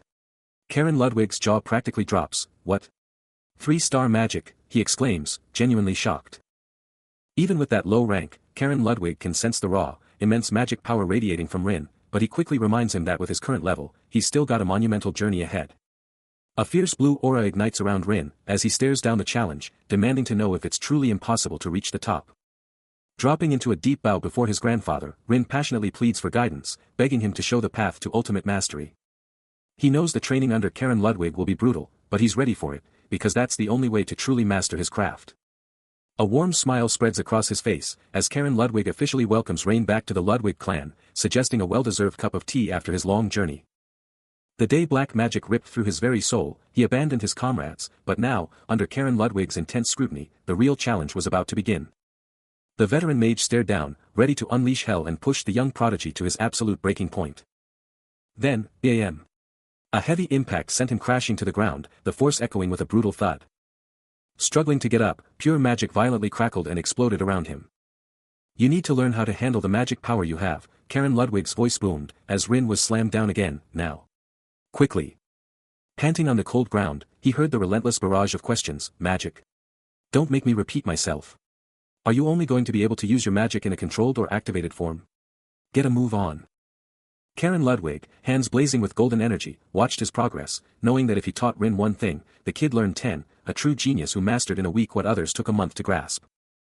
Now, the only thing left was for Rin to master using that magic to fuel his own power growth, his eyes blazing red with fierce determination as he pushed past every limit. Because in this kind of training, you grow faster if you literally stake your life. Holding a glowing orb, he braces for impact, knowing he has to dodge the next wave of magic. His trainer's voice rings out, pushing him to the limit. "If you can avoid them, are in." He explodes into a blur of motion, a lightning-fast dash. Karen Ludwig's voice booms, driving him harder. "Now." Suddenly, he's consumed by a blazing inferno, but he screams back, "Believe me." A colossal fire explosion swallows him whole, leaving nothing but pure inferno. Karen Ludwig, ever the relentless mentor, barks out the next command: "Faster, are in." You need to reach and analyze the flame's core, then manipulate it to dodge the bell cue. Trapped in the heart of the blazing inferno, he hears Karen Ludwig's desperate shout, "Are in." And then, through the chaos, his eye ignites with a fierce, vibrant red, a raw surge of power. The day he faced black magic tearing through his very soul, everything changed, unlocking a new level of perception. His vision glitched and transformed, revealing the matrix-like digital structure of all magic. Tears streamed down his face, his eyes burning with an intense red glow, as his mind was flooded with an insane amount of data. Even as he was engulfed in a raging inferno, a protective blue sphere of digital code shimmered around him, holding back the flames. Then, it hit him like a lightning bolt, he could actually feel the quidium. This was next level. The entire world transformed into a sea of numbers and information, all of it downloaded directly into his brain through his eyes. His trainer's voice cut through the data deluge, telling him to manipulate the quidium right in front of him, however he wanted. He reached out his hand, and blue energy swirled around his fingertips, ready to hack reality itself. The magic around the quidium wasn't just simple shapes, it was a complex, change-type algorithm, and the solution to this ultimate magical puzzle was finally within his grasp. He's absolutely engulfed in a swirling vortex of blue energy, the mind-bending complexity of quidium exploding all around him. Then, a powerful burst of light just explodes from him, signaling an absolutely overwhelming connection to the very essence of magic. But as that ethereal glow finally fades, Karen Ludwig is just watching, his face an absolute mystery. The sheer intensity of it all leaves Rin clutching his head, a massive wave of distress crashing over him as the word pupil screams in his mind. His mind snaps back to a brutal, snowy past, where a much younger him was being carried through a desolate, frozen wasteland by Karen Ludwig. The older man just walked away, leaving the kid all alone in the massive, silent snow. A young Rin just bawled, tears streaming down his face, begging his grandfather, did it actually work? His grandfather's words just echoed, reminding him he only saw the surface of magic power, a truth that made the kid shout, "I can't believe my eyes." Obtaining Cell Quies is my. The memory ends with a thought of a peak he hadn't even touched, just as Karen Ludwig's face pops up, a subtle, super unsettling smile playing on his lips. Through a desolate, snow-covered landscape, a young boy walks, his footsteps crunching softly on the frozen ground. Beside him, Karen Ludwig offers a quiet observation, "Rain, I won't interfere if you choose to live a normal life." His gaze fixed on the young boy, he continues, "But when you turn 18, I'll know your decision." The words hang in the cold air as Rin considers them, the magic he perceives feeling like a dull, uninteresting hum. He acknowledges the existence of magic, but finds himself utterly devoid of curiosity for it. His feet continue their rhythmic pace through the snow, his thoughts echoing a profound disinterest. Yet, a deeper, more unsettling question gnaws at him, "But there's the letter that was left behind, aren't you curious about that?" As if in response to his unspoken turmoil, a fleeting image of Lista appears, her name a whisper in the back of his mind. His eye widens, reflecting a sudden, profound distress, as the weight of his past and the implications of that letter press down on him. He hangs on every word as Karen Ludwig reveals the impossible, no one his age has ever touched Belle Curious. But with his power, he'll soon unlock the letter's secrets. Back then, he was just a kid, stunned and dazed. But now, he knows that was the spark, the absolute beginning of everything. And this is the epic tale of his relentless quest to reclaim the lost echoes of his comrades. To be continued. With only 6 months left until the big plan kicks off, Karen Ludwig checks in on Rin, wondering if he'll be okay venturing out solo. But Rin's got other ideas, declaring he's hitting up a bunch of spots before he settles down. Rin's about to bounce, and Karen gives him a final goodbye. Ellen Ludwig chimes in, hyping up his insane talents, assuring him that if he just sticks to the plan, he's basically invincible. Karen lets out a sigh of relief, noting Rin's nothing like his old man, who'd stir up chaos just going to the grocery store. The massive, ancient manor looming behind them seems to agree. Alone now, Rin catches a lone red leaf drifting down, a silent, contemplative beat. Ellen, still with Karen, voices her hope that Rin makes it back in one piece, her worry clear as day as they see him off. Rin strides off, and the world just opens up before him, massive and packed with endless possibilities. He questions if these memories will even stick around, if he'll ever be able to call them up again, or if they'll just vanish, like that fallen leaf. His epic journey pressed on, finally bringing him to the sacred human empire's southern frontier, the legendary Richland. This specific zone was home to the one and only Geranium village. And within its borders, countless merchant groups thrived, all operating right out of this village.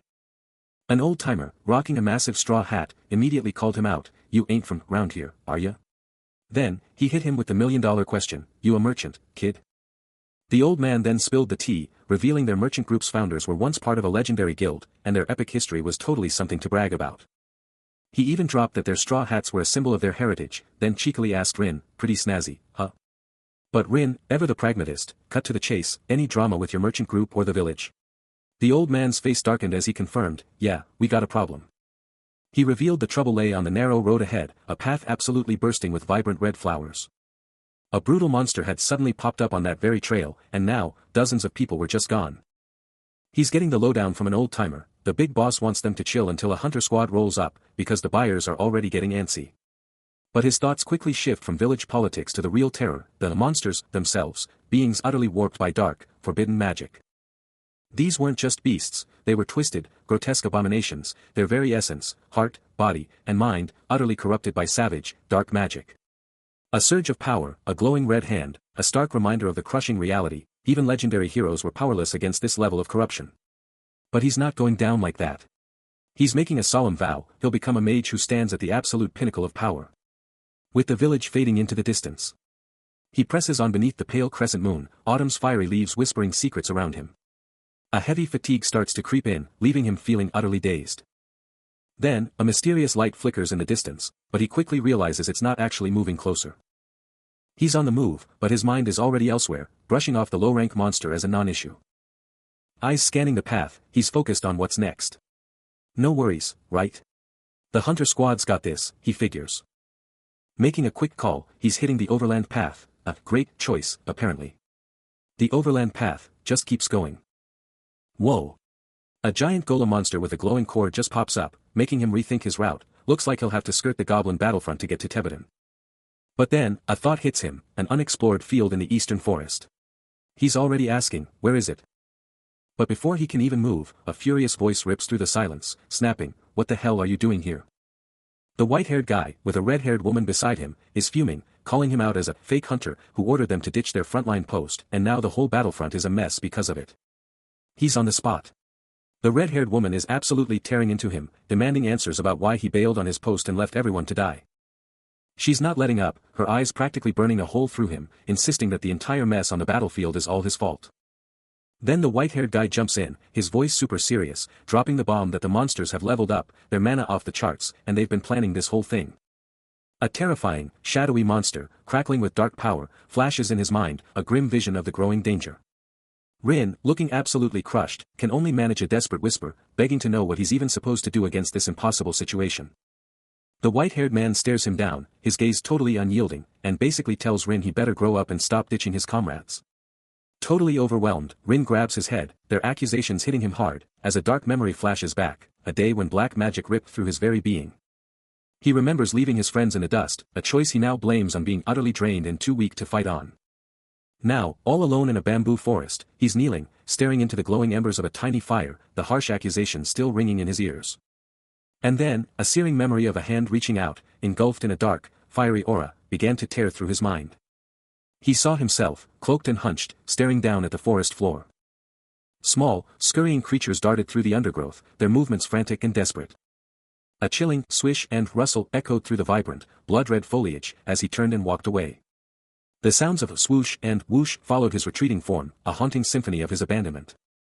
His face contorted in a silent scream, blood streaking his cheek, the guttural jarrrrrrr and crunch of the battle still ringing in his ears, a sound he wished he could hear it over. A dark, swirling swish of magic followed him, a tangible manifestation of the black magic he faced. The chaotic splat of destruction behind him painted the scene, as he continued his desperate retreat. He looked up at the ominous sky, his eyes glowing a fierce red, reflecting the torment within. A grotesque, multi-limbed creature is writhing, panting, its body contorted in an intense struggle. It lets out a guttural growl, its massive, orange eye glaring defiantly, practically daring someone to step up. From the depths of his memory, Rin's eyes blaze crimson as he confronts the horror, declaring he's dealt with beasts like this countless times, all while surrounded by a haunting, red-leafed forest. Shadowy figures close in, their hands gripping the creature, which lets out a piercing screech as it's pinned. Even as the beast thrashes, Rin's voice rings out, declaring that it can do whatever it wants, but he absolutely won't let it hurt anyone. Under the relentless pressure, the creature's eye cracks, a sickening sound accompanying a surge of pinkish-purple energy. The creature's form distorts, transforming into a monstrous, shadowy entity, its glowing red eyes burning with pure malevolence amidst swirling particles of dark energy. Standing alone in the desolate red forest, Rin reflects on the memory, a quiet admission escaping him, I'm not strong. I am just a mere human. The monstrous creature now lies defeated, its once terrifying form sprawled lifelessly on the ground. The very ground where heroes and soldiers clashed, now bears the permanent, twisted mark of battle across the Arrowhead Mountains. And now, across that blood-soaked, desolate landscape, horrific, multi-eyed mechanical abominations crawl. One of them whips around with a sickening swish, its voice dripping with pure disdain. "You pathetic low-grade monsters actually think you can take me on." But before that arrogant taunt can even finish, Rin, eyes blazing crimson, unleashes a counterattack with impossible speed. Later, two mysterious figures, one tall with a staff, the other small, stroll away from the devastated, blood-red earth, leaving the horrors behind. Back in the present, Rin's eye violently snaps open, a searing red glow erupting as he lets out a stunned, questioning gasp. Elsewhere, a new, striking figure with light blue hair, alongside a smaller companion, stands silhouetted against a breathtaking, snow-dusted vista. Perched precariously on a cliff overlooking a desolate, glowing wasteland, Lista glances up, a question hanging in the air as Karen Ludwig, stoic on his steed, takes in the grim vista. Below, the ground is a graveyard of grotesque, segmented worms, their bodies smashed and strewn across the desolate terrain. A sharp, metallic tang hits the air, and Rin's eyes blaze crimson as he instinctively checks on his companion, the bizarre smell overwhelming him. Back in the desolate zone, Lista wonders aloud why they even received a warning about this cursed place. Karen Ludwig confirms, revealing this is the dreaded subordination of the Great Arched Forbidden Area. Rin, still reeling from the sensory overload, admits the smell isn't terrible, even if he can't place it, and feels indebted to it. Lista, catching his strange comment, echoes his thanks for the smell, then cautiously asks if the strewn bodies are Badantio corpses. The green-haired warrior bursts into uproarious laughter, her head tilted back in pure glee, while Rin watches, a hint of annoyance on his face. The grizzled, bearded man, utterly fed up, shouts, "Why are you laughing?" as the green-haired woman can't stop giggling, even with Rin trying to shush her. He boasts, "It's been ages since I've seen this place. I could find it blindfolded," his confidence unwavering. A chilling narration recounts a dark day, when black magic ripped through a soul, forcing a desperate retreat, leaving comrades behind in the desolate lands of Kieslantine. Suddenly, the green-haired woman points, asserting, "They said those who protected this path were the masters of the clan." The bearded man's eyes widen, a wave of unease washing over his face as he processes her words. But the green-haired woman just grins, a playful, almost mischievous glint in her eyes, clearly enjoying the moment. He's deep in thought, a subtle frown creasing his brow as he processes the heavy teachings they've just dropped on him.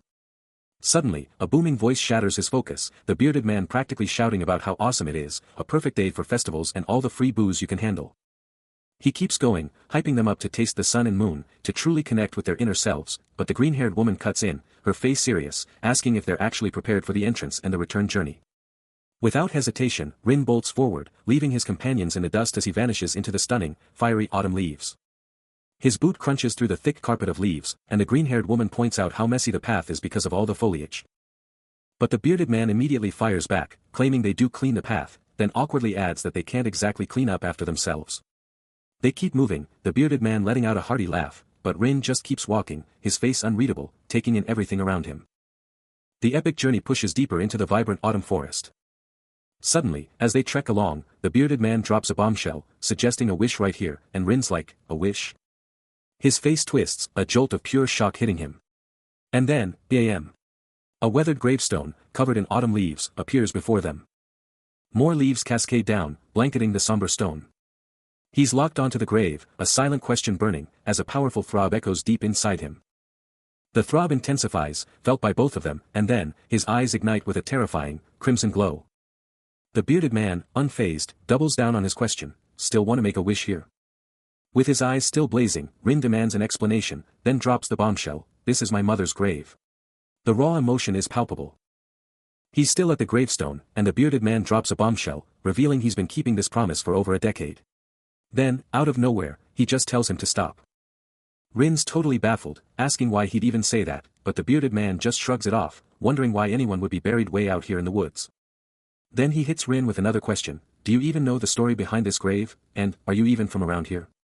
The bearded man keeps going, bringing up some famous archer, then asks Rin if he knows the legendary Great Mage Rin, one of the archer's old buddies. He figures Rin's gotta know the tale, it's super famous, but then adds that Rin was apparently a total introvert. The bearded man then drops a bombshell, speculating that Rin was the one destined to return, even from the grave, and Rin's eyes flare crimson as he gasps, "What?" With his eyes still blazing, Rin hears the bearded man finish, "So he just waited here." Suddenly, a flashback hits.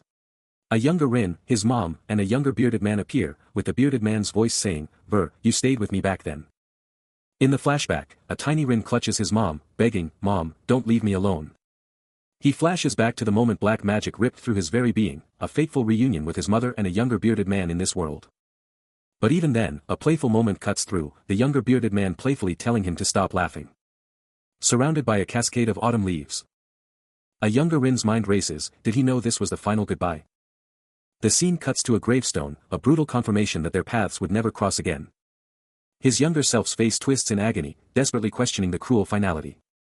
The memory's grip tightens, and reality itself begins to shatter, a choked gasp tearing from his throat.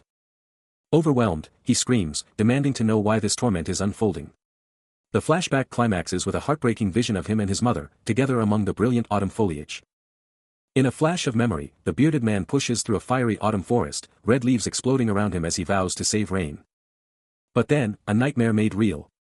A grotesque, decaying creature with a single, malevolent red eye explodes into view. The scene snaps to a bloodshot eye, blown wide with pure terror. Then, a somber scene, Rin kneels at Julieta Rain's gravestone, the bearded man a silent sentinel beside him. But the grief is too much. Rin bolts from the grave, a desperate eye tearing from his throat. He keeps running, face twisted in agony, that single, desperate thought echoing. But his escape is brutally cut short. He trips, leaves exploding as he slams to the earth. His hand smashes into the dirt, a raw ARGH tearing from his lungs. And there he lies, face down in the leaves, broken and defeated. Overwhelmed by the brutal flashback, he remains utterly broken, a raw, guttural scream tearing from his throat as the crimson foliage mirrors the agony within him. The sky burns with an ominous glow, setting a heavy, reflective tone. High above a sprawling, sunset-drenched forest, the bearded man sits, his mind miles away. A powerful thought cuts through his contemplation, a surge of regret and resolve, as he declares, I should go back. With a determined set to his jaw, he commits to turning back and finding Keith's grave. The sun dips lower, a silent witness to his resolve, as he firmly states, I'll say goodbye there. Suddenly, a vivid memory, a red-haired woman, her expression racked with anguish, cries out, I'm late, but I came back. I'm so sorry. Then, another memory, a white-haired woman, a soft, hopeful smile on her face, her plea resonating, and please, forgive me. Returning to the present, a subtle, knowing smile plays on the bearded man's face, a silent acknowledgement of his journey and a fresh resolve. With the sun gone, the majestic full moon ascends, bathing the world in its calm, ethereal light, a peaceful end to a day of profound reflection. Beneath the colossal, radiant full moon, the night sky stretches out, silent and immense. When suddenly, a piercing quack from a crow rips through the calm, dragging the mind back to a brutal, unforgettable past. He's falling. A younger Rin plunges through the air, surrounded by a whirlwind of crimson leaves. This was it, the moment black magic ripped through his very being, a soul-shattering assault. His eyes, burning with a chilling truth, betray the moment he abandoned his allies, a crushing weight he'd bear for eternity. Staring down at the desperate faces, he knew the grim truth, he was the sole survivor, the only one who made it back alive. His mother, her crimson hair a fiery cascade, cries out her profound regret for their late return, as Lista, with her striking white hair, desperately begs for absolution. He can only whisper a silent, I'm sorry, in return, his own guilt a crushing burden. That day, those faces, the ones he couldn't save, they're burned into his very soul, a past he can never forget. He was once so confident, a smirk playing on his lips, a soft, hee-hee escaping his lips. But then the scene shatters, revealing his comrades Lista and the bearded man, broken and defeated beside him. Their faces twisted in anguish, standing amidst the wreckage of their fight. He remembers hitting the ground, motionless. The crimson leaves of autumn raining down on his unmoving body. A crushing guilt consuming him, as he relives the moment he was left behind. The sheer weight of that memory, the faces of his fallen friends, still haunts him, even under the cold, serene gaze of the full moon. A constant, agonizing reminder of the day he alone walked away from the black magic. The rustle of leaves, a chilling whisper in the air, as Rin confronts a solitary grave, the autumn colors screaming of what once was. With a silent swish, he turns, but the burden of his past is a crushing weight. But a haunting pull drags his eyes back, locked onto that silent, stone sentinel. The inscription, a chilling truth beneath the leaves, screams, all my spirit soldiers. Every step a crunch of agony.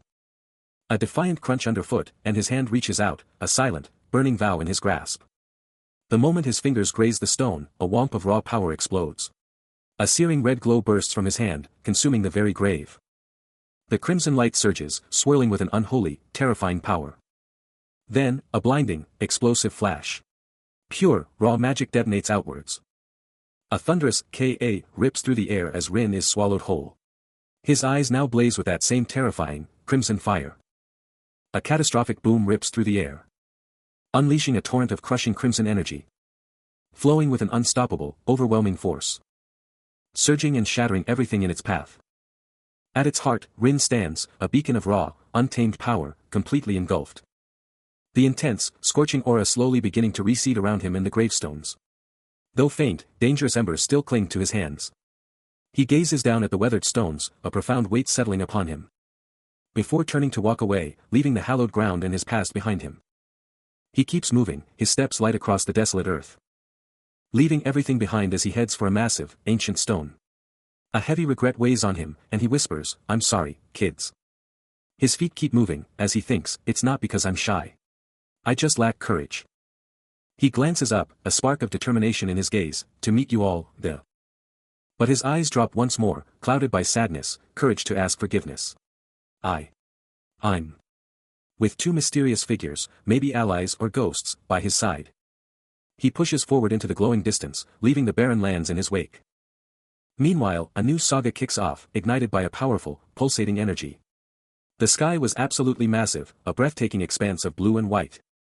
Even with the blazing autumn sun beating down, Rin just stared up, hand shading his eyes from the intense light. Then, a sudden, piercing wave of emotion hit him like a truck, and he just broke down, tears streaming under that deceptively calm autumn sky. His epic journey led him to this insane city, totally overshadowed by a colossal, ancient university, its towers practically scraping the clouds. He pushed through the absolutely packed streets, a single soul in a sea of faces, every stride pulling him further into the city's core. An ancient book spilled the city's biggest secret, the legendary Magic University de Layton, founded right in the heart of Golden Rose. He stood before that massive building, a wave of disappointment washing over him, because even with all his past life's intel, this city just wasn't hitting the mark. Later, in a bustling market, he caught a vendor hyping up some magic scrolls, even dropping a name about a super talented and famous magic tutor they'd actually met. The vendor kept going, practically shouting about a magic amplifying tool, a super rare artifact a legendary adventurer snagged from a catacomb, then smoothly pivoted to address a new customer. Golden Rose, the ultimate hub of knowledge, a city where every mind is buzzing with study and purpose. Strolling through the vibrant streets, he soaks in the city's energy. He pauses at a stall, asking about a mysterious trinket. The vendor's answer. A mere 10 copper pieces. He double-checks, utterly stunned, is it really that cheap? His eyes practically pop out. He remembers these things costing 80 pieces. While the vendor stares, the bell tower suddenly chimes, the test is about to begin.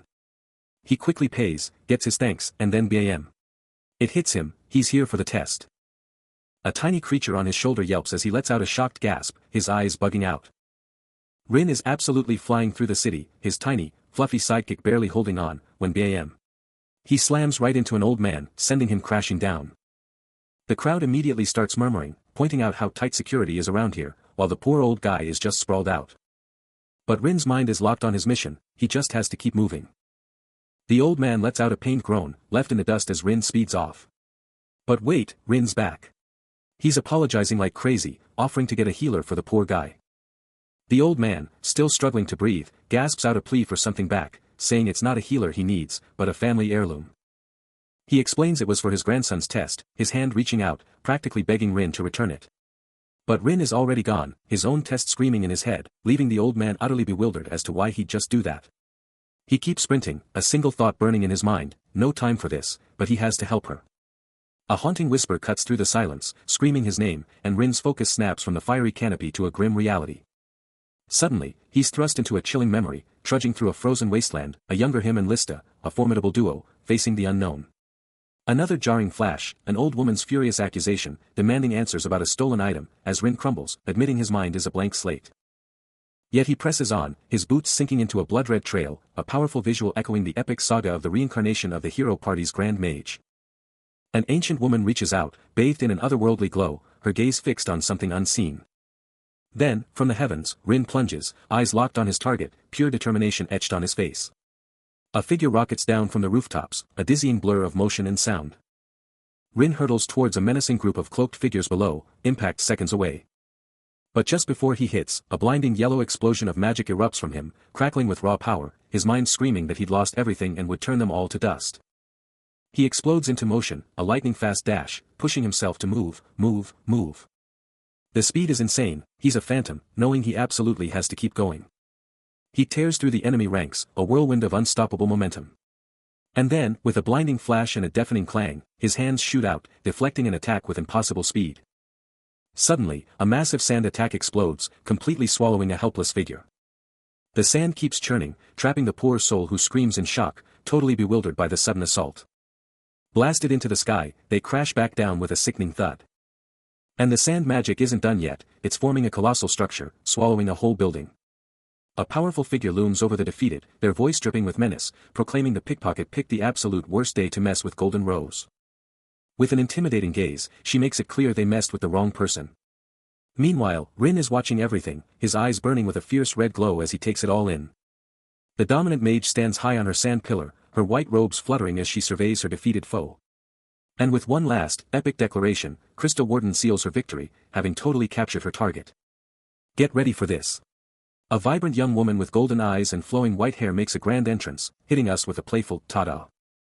But elsewhere, a brutal, sun-baked wasteland reveals a menacing sand soldier, just standing there. Back at the academy, Rin is totally confused, asking if this sand soldier is part of some crazy training, or if it's something way bigger. He's thinking it might just be a test for the new students, like her, as he just keeps walking. And Lista fires back, telling him she's no newbie, she's a warrior, and he better watch his mouth. Then, totally annoyed, she explains she's only in the uniform because she was forced to, and she's not even a student here. Meanwhile, a shadowy bearded figure, knife in hand, watches them, thinking she's just like him, but totally confused about how she got that uniform so fast. Suddenly, a massive blast of wind and sand explodes, ripping Lista right off her feet and into a wild, swirling vortex.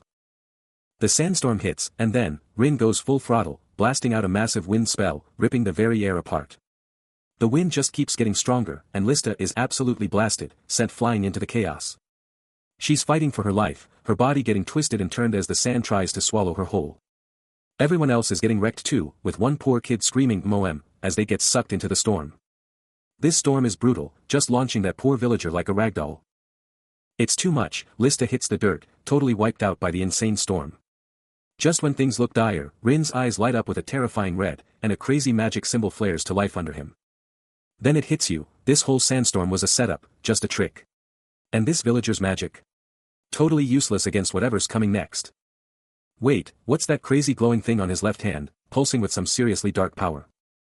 A sudden surge of power explodes from him, a confident challenge echoing through the air, as if to say, you've got pretty good eyesight, don't you? But you're too slow. With a fierce cry, he unleashes a blinding burst of magic, the impact reverberating with a metallic clang. From a distance, Crystal Warden watches, her expression shifting to pure shock as the bearded man beside her notes the sheer power, realizing it's two-star magic, and he did it in her. Undeterred, Rin channels even more energy, a focused burst of light forming in his hands, practically daring his opponent to meet him head-on. The concentrated magic erupts, shattering an invisible barrier with a sound like breaking glass. The distant city trembling from the sheer force of the impact. As shards of light rain down, he descends, the true magician, far from the city, who nurtures. Meanwhile, the sand itself begins to coalesce, rumbling and shifting into a massive, imposing form. Crystal Warden looks down, confirming the emergence of a massive sandstorm golem, its presence heralded by a heavy clang. Crystal Warden, observing the scene, taunts the bearded man, challenging him to use another trick, while he, caught off guard, begins to respond. As the golem's eyes flash with an intense red light, the bearded man responds with a confident smirk, declaring that as long as he has his power, he remains a threat. With a swift motion, a purple magical whip, a two-star spell, erupts from his hand, lashing out with formidable force. The attack connects with a deafening clatter and rumble, sending dust and debris flying from a powerful impact. But the golem's counter is swift and brutal, violently throwing the bearded man backward through the air. Until he crashes hard onto the ground, a cloud of dust hissing around him. He could only watch as the colossal sandstorm golem, a towering mass of rock and raw power, loomed over him, its very presence a guttural hiss in the air. From a safe distance, Crystal Warden observed the unfolding scene, a smirk playing on her lips. Her voice, laced with disdain, cut through the tension, questioning if he truly believed a mere two-star magic attack would be effective against such a foe, or if it was merely intended as a counter. But even as his purple magical whip struck the golem, the creature remained unfazed. Instead, with eyes glowing a furious red, the sandstorm golem unleashed its own devastating counterattack. The impact was immense, shattering the very ground beneath them and erupting in a blinding burst of golden energy. The golem's power intensified, its red eyes burning through the golden explosion. Krista's voice, now tinged with triumph, echoed, explaining that this was the true meaning of being smashed by a counter. The bearded man was sent flying, crashing violently to the ground amidst the lingering golden energy, a pained grunt escaping him. The world was falling apart, literally. He lunged forward, trying to protect everyone from the insane, crumbling chaos. The destruction was so massive, an old man's eyes went wide with pure terror, his face frozen in a silent, horrified scream. But then, a voice, a powerful thought, cut through the chaos. Just because you strike first with magic, doesn't mean you'll win. With his eyes blazing a furious red, Rin absolutely explodes with power, golden, crackling energy erupting from his hands. A cloaked figure drops some serious wisdom. Elsewhere, a fierce warrior lays down the law, reminding everyone that in the world of magic, being first doesn't mean you'll win. But Rin isn't just listening, he's scanning, his hand already pulsing with a subtle blue energy. That arcane symbol on his palm isn't just for show, it's charging up, brimming with raw magical power. Then, out of nowhere, the bearded man screams, a chilling cry of golem, ripping through the air. A colossal SWOSH rips through the air as a monstrous golem bursts from the earth, its form morphing and expanding right before their eyes. But Rin isn't backing down, he's already channeling his power, a vortex of electric blue magic erupting around his hand. The blue energy surges, a deafening swoosh accompanying its growth, as Rin prepares to unleash pure magical devastation. He kept pouring out his insane power, a massive blue energy vortex exploding from his hands and blasting straight for the forming sandstorm golem. With rain pouring down, Lista snatched his arm, totally shocked, asking if he was some kind of grand mage, but he instantly shot her down. But he didn't even flinch, pushing through the water, his hands still blazing with raw magic power. Then, with a deep hum, that massive blue power shrunk into a tiny, supercharged orb in his hand, his eyes locked on the target. Down below, the sandstorm golem finally took its true form, a monstrous, rocky titan erupting from the ground, making the bearded man confess his magic was nothing next to Rin's. His eyes burning with resolve, he flat-out stated Rin's mana was stronger than both his and Lista's put together. The colossal golem unleashed a primal roar, a deafening sound that ripped through the air, shaking the very earth and sending rocks tumbling from the cliff. As rocks hailed down, the golem's voice thundered, telling them to know their place, and the bearded man yelled, throwing himself to protect Rin from the hit. Its one, blazing red eye pulsed with pure evil, a chilling promise of total annihilation. The sandstorm golem was huge, but Rin wasn't backing down. He let loose with a blinding torrent of blue magic, roaring as the power surged through him. This thing was a mountain of rock and sand, pure destruction, and it just stood there, radiating menace. Then, boom! The golem attacked with a massive hit, but the bearded man was ready, throwing up a glowing blue shield to protect everyone. The shield held, but the bearded man looked back at Rin, clearly worried, telling him his current strategy was useless. But the golem was not happy about their resistance, letting out a furious roar, its massive mouth wide open. It brought down a huge, crushing hand, shouting for them to just die. But Rin wasn't done. His blue magic exploded, clashing with the golem's attack in a blinding burst of power. He kept pouring out the power, his whole body glowing with a wild blue aura and light particles everywhere. His eyes were practically burning red, showing he was absolutely determined to take down this monster. Rin's magic explodes in a blinding blue flash, slamming directly into the sandstorm golem's attack. His eyes burning with fierce red power as the impact rocks the very air. With a crushing boom, the raw power of his counterspell obliterates a huge chunk of the golem's arm. Leaving the bearded man utterly stunned, his eyes wide with disbelief. He can't process how the kid just shattered that thing. The golem, absolutely rocked by the impact, is violently hurled backward, its stone body cracking and groaning under the relentless magical onslaught. As the golem's arm explodes into sand, the bearded man swiftly snatches Rin, yanking him clear of the rapidly collapsing sandstorm creature. Clutching him tight as they plummet through the air, eyes fixed on the defeated elemental dissolving beneath them. With a final, explosive burst of dust and sand, the mighty golem completely implodes, leaving only a swirling cloud where it once stood. The sandstorm golem, already missing an arm, just keeps on crumbling, its massive rocky form dissolving into the splashing water. The bearded man can only watch, his face frozen in absolute shock. The colossal construct just keeps falling apart, its last bits collapsing into the churning water with a heavy thud. Rin kneels right by the water, his hand plunging into the golem's remains, a splash marking its final defeat. Lista watches him, realizing he's using his own insane magic to handle this, but Rin, totally caught off guard, snaps, asking why he was just snatched up like that. But Rin just ignores the question, already gathering raw magical energy between his hands, a powerful yellow glow bursting from his palms. Eyes shut in intense focus, he twists the swirling energy, making it spin and coalesce into an intricate symbol. Turns out, the golem's magic was all about runes binding Rin and another, dark magic twisting gravity itself, and Rin just figured out the insane formula to break it all down, the anti-differentiation method. With one last burst of power, he crafts a flawless, glowing yellow orb, a confident "got it" escaping his lips. He catches a whiff of something truly vile, his hands already sparking with raw magical energy. Then, with an explosive flash and a ground-shattering crack, he blasts off, magic surging around him. But from the shadows, a monstrous, root-like tendril whips out with terrifying speed. A colossal, rock-skinned golem, its eyes blazing an infernal red, bursts forth from the earth with a thunderous roar. The beast unleashes another ear-splitting roar, its stony face a mask of pure, unbridled rage. Its countless tendrils rattle, shaking the very ground as it prepares to strike. The monstrous golem dominates the scene, while in the distance, Rin stands ready for the ultimate showdown. Out of nowhere, the bearded warrior charges headfirst into the chaos, roaring his defiance. And from the sidelines, a terrified, goblin-like figure can only stare in wide-eyed horror at the unfolding battle. A chilling scream rips through the air as Rin's eyes snap open in pure terror. He scans the area, a single thought echoing in his mind: what in the world is happening here? Then, an imposing figure with a purple head wrap appears. Before Rin can even blink, the man moves like lightning, snatching the item right out of his grasp. The man holds up the gleaming golden ornament, his eyes narrowing as he examines it, clearly thinking it's some kind of powerful artifact.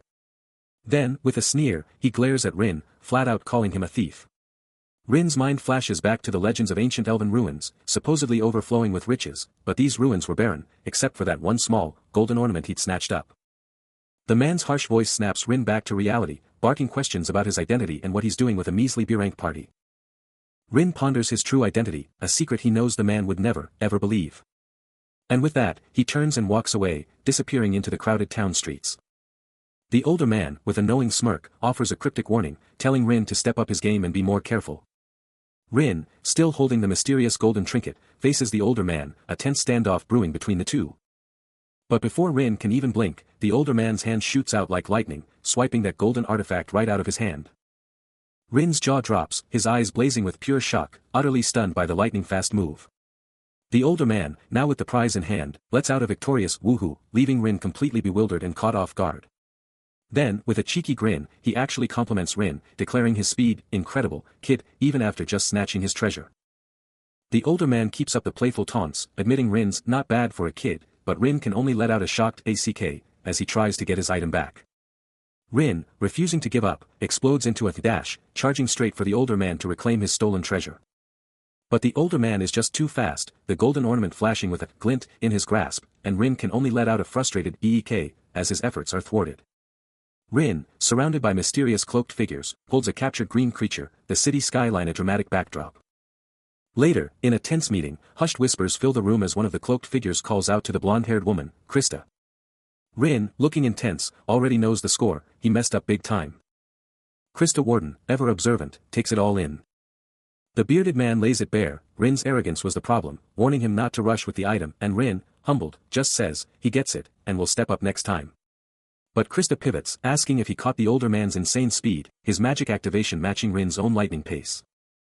The bearded man grunts in agreement, confessing the older man was faster than even him, but Rin, still in shock, just scoffs, no way. Rin, clearly baffled, can't shake the thought of what just went down, because that old guy was not this powerful back at the council. He processes the shocking truth, a low, is that so, barely audible.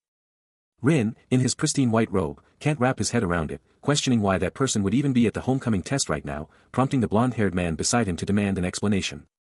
But then, the scene rips apart, and Lista is totally confused, demanding to know why Rin is even here for the admissions test when it's already started. But before she can even finish, he just bolts, leaving her completely stunned. Back with Lista, she's trying to get Krista Warden to just let him in, but the warden is having none of it, laying down the law.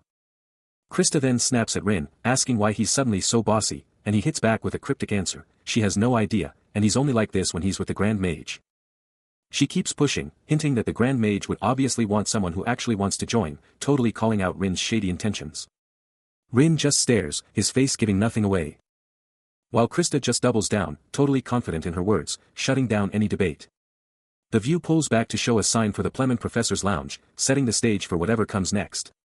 Krista Warden, sharp and scrutinizing, pores over a candidate's record, a clear lack of top finishes in any competition standing out.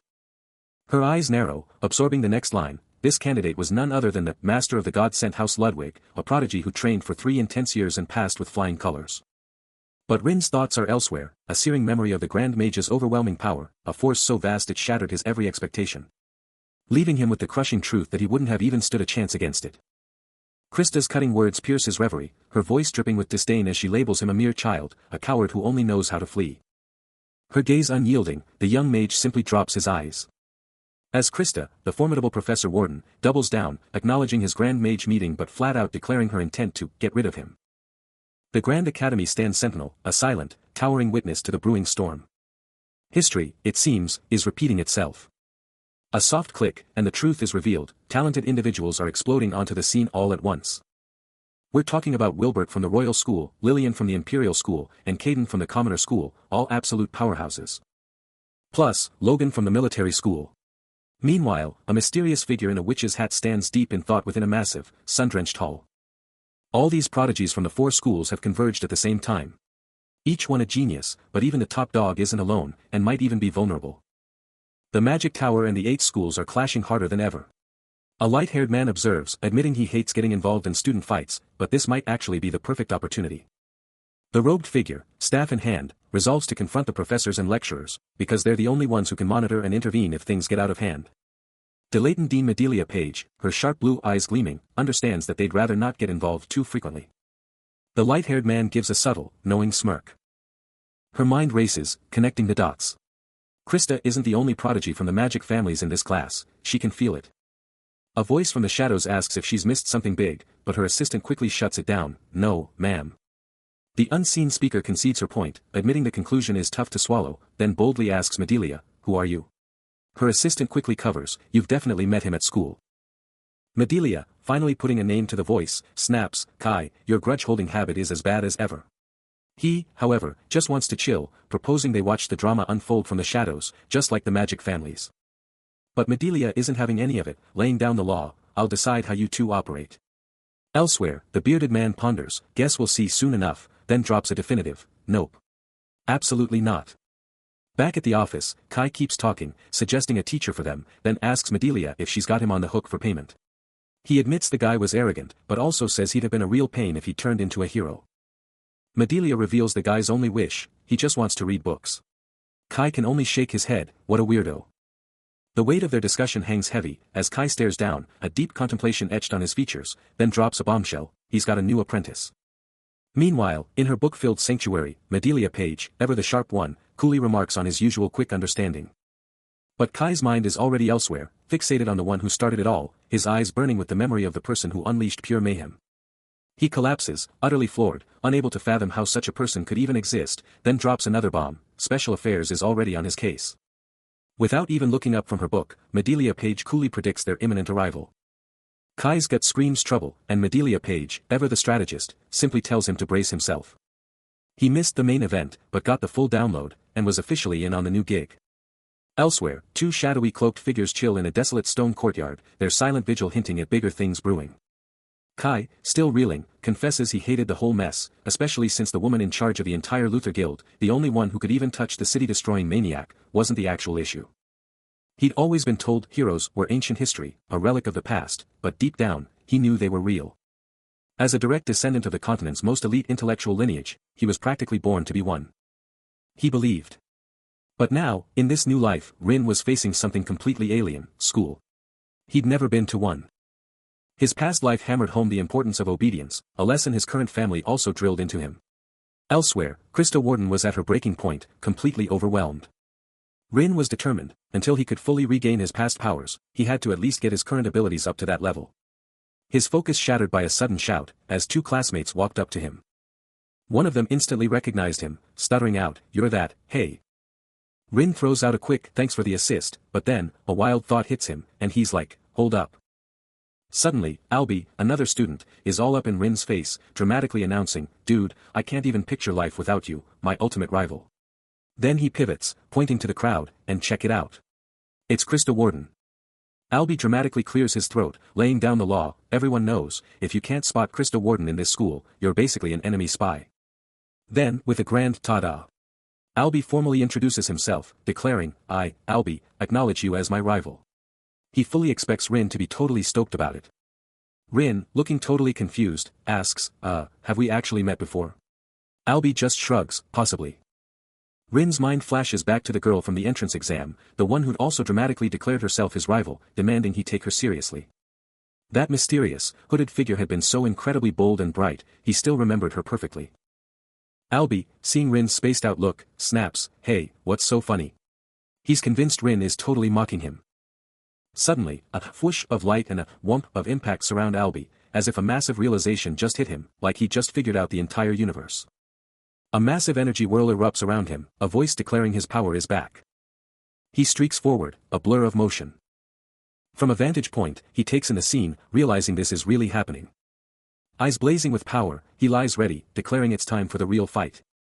He identifies the high-ranking mage causing all the chaos, knowing she's a formidable foe who needs to be taken down. Blue energy explodes from his hands as he stands, contemplating whether to lead the charge himself. His eyes are drawn to an incredible, luminous power source, utterly captivated. And then, his thoughts turn to the legendary mage, seeing him as the ultimate test of his strength. Facing down a colossal construct, he wonders if this is just another one of those challenges, designed to push his limits and see how truly powerful he is. Rin has returned, and he's leveled up. His power is back, and he's rocking a whole new look, blonde hair, a long braid, and a smirk that screams confidence as he coolly utters, "Wilbert." A chilling flashback hits, revealing Rin with eyes burning red, haunted by the moment black magic ripped through his very essence. He remembers his comrades, the bearded man and the furious red-haired woman, their faces twisted in agony. A brutal reminder of how he abandoned them. Back in the present, Albie's talking about Wilbert from Ronium School, the top student from Delayton Secondary. He's heard Wilbert and Rin were rivals, and he needs to know if it's true. Albie quickly apologizes, saying the class rep's out, and he's not doing anything he doesn't want to. He swears his parents weren't watching, and he didn't even mean to do it. He snarks about being thankful to tears, then rants that it's insane to make him pay back someone for no reason, demanding Rin be grateful for his conscientiousness.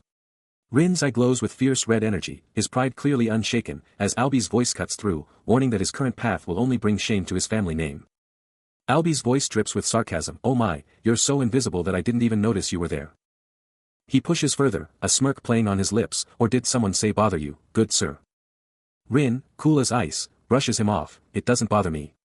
Then, with a chilling calm, he turns his attention to the defeated student, "I was just wondering who could be so annoying. Are you good at magic?" Albie, ever the provocateur, warns Rin, "You'd better be really good at magic if you're going to mess with me." His expression twists in a moment of pure disbelief. "What?" Albie shouts, as the humiliated student on the ground barely manages to gasp, "You bastard."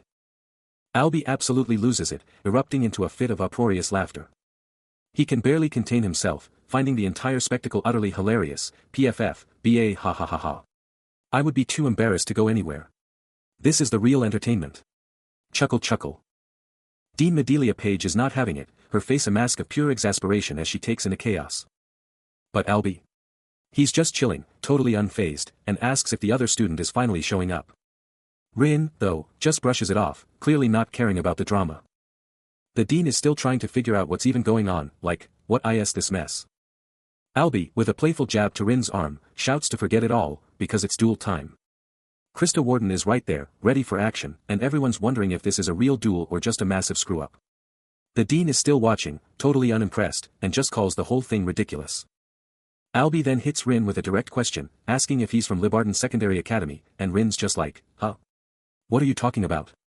An older man, watching the whole spectacle, muses if this entire mess is actually a lesson for him. The epic entrance ceremony for Libarden University's 120th class kicks off, as a speaker on stage dramatically announces, "We will now begin." Lost in a sea of fresh faces, he's already checked out, looking totally bored. Right next to him, Rin's got the same vibe, completely zoned out. But not everyone's feeling the snooze fest. One pink-haired student is absolutely buzzing with excitement. And another, with brown hair, is practically jumping out of her seat, hands shooting up. Rin, totally over it, can only think, will this ever end? Then, a sharp clack cuts through the drone, as a mysterious figure in a witch's hat steps up, declaring, "Now." The main speaker then hypes up the crowd, "Please give a round of applause for the Chancellor's welcome speech for the new students." Rin's jaw practically drops. Another clack rings out, and Dean Medelia Page, the Chancellor herself, lets out an astonished, "WHOA." The moment arrives.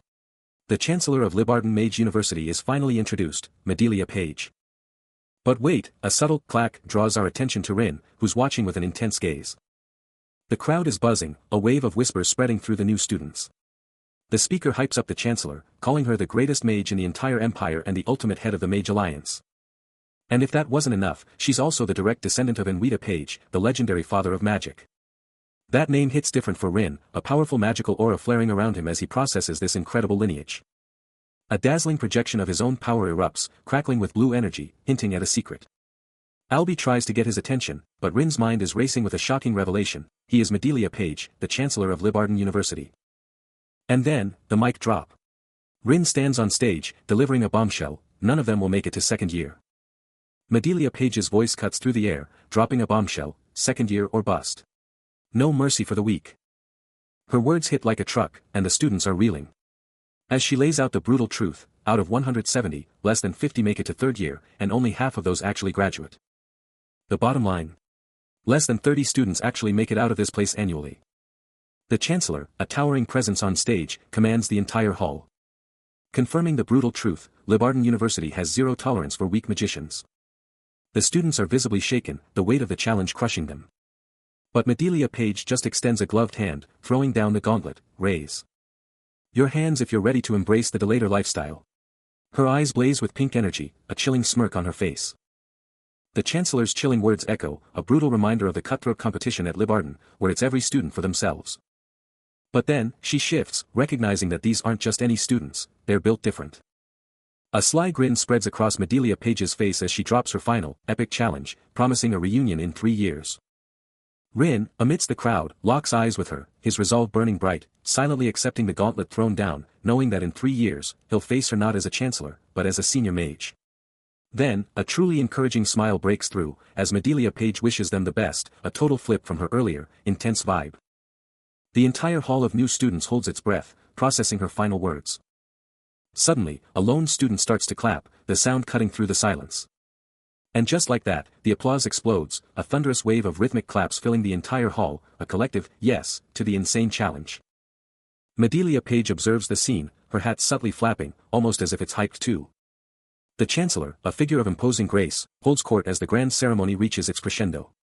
Golden rings of pure light cascade down, a dazzling display, igniting a thunderous wave of applause from the eager students. A burning, crimson glint ignites in Medelia Page's eye, her thoughts echoing, "I'm already looking forward to it." Amidst the clamor, Rin watches, awry, what a mess barely audible from his lips. He takes in the new faces, a flicker of approval in his gaze, thinking, "I like how they look. I hope they're as skilled as they are ambitious." Humph, this time. A memory surfaces, an older man's voice, laced with disappointment. "I was expectant after hearing the rumor of a prodigy, but I only found a child with dubious potential."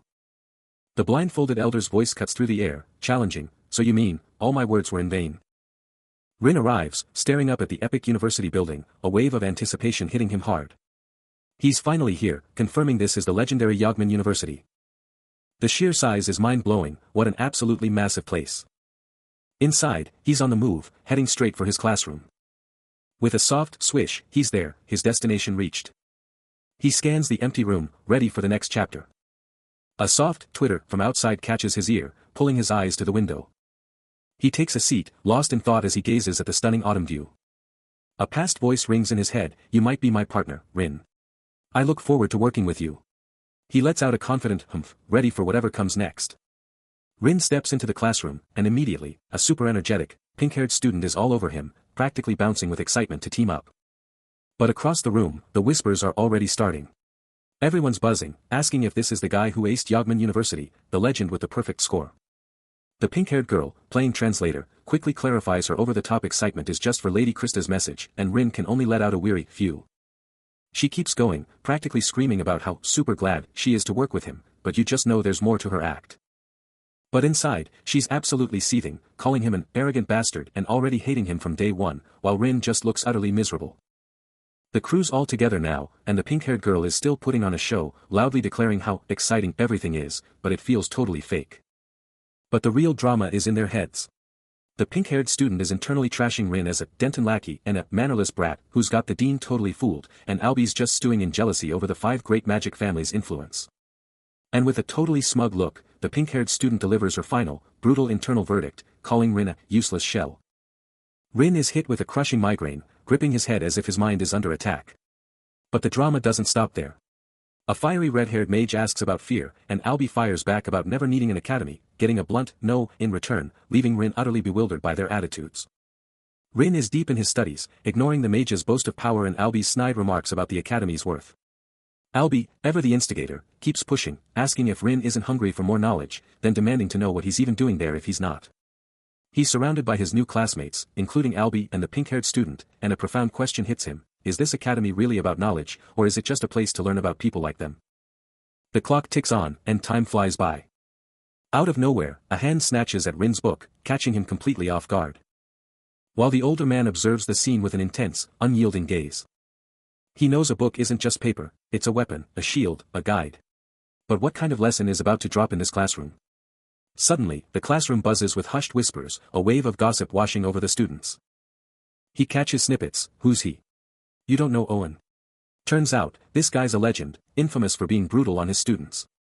Owen, the man himself, just lets out a low sizing up his new victims. Then, Owen makes his move, heading straight for Rin's desk, his hand snatching up the book. A sharp hop escapes him, as he scrutinizes the pages. He holds up a piece of paper, but his eyes are still locked on that book. Then, Owen drops the bomb, loudly declaring his total lack of motivation, calling the students pathetic monkeys he has to teach for a whole year, sending shockwaves of whispers through the room. He slams his chalk on the board, writing "monkeys with rubbish for brains" for all to see. This guy is not holding back. Owen's book comes down with a brutal thwack, slamming into Rin's head as the teacher snarls, "What are you looking at, monkey?" A deafening BAM rings out, and Owen's face is a mask of pure, unadulterated fury. Every other student, from Albi to the pink-haired girl, freezes, their eyes wide with disbelief and terror. Owen then spins around, his voice a razor-sharp blade, cutting through the stunned silence to proclaim, "You fools don't know anything." He doesn't let up, hammering them with the truth that the world has forgotten their dilatant past, and accusing them of chasing nothing but a cushy life after the magic tower. With an intense stare, Owen declares that becoming a mage demands total sacrifice, then sneers that they're too weak to even give up their lives, branding them trash that can't even be used as fodder. Then, a chilling question hangs in the air: "Is anyone from the 8 schools here?" A hand shoots up.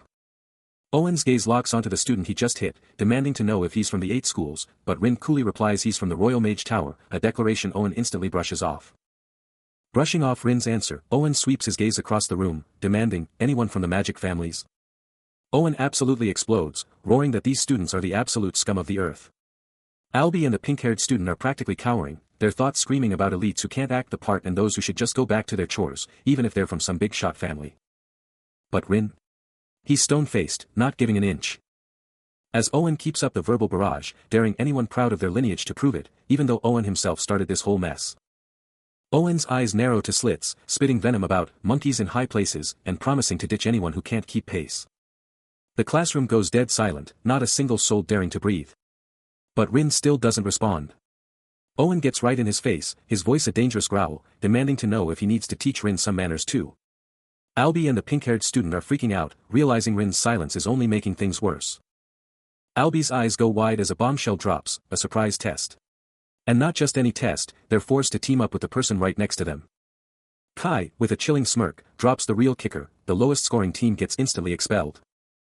Owen, looking absolutely stone-faced, lays down the law with one last, chilling command: they better listen up. The classroom buzzes with disbelief. Could they really get plunked just like that? One student can't believe it, thinking, "I didn't know that was even a thing," while another dismisses it as a scare tactic.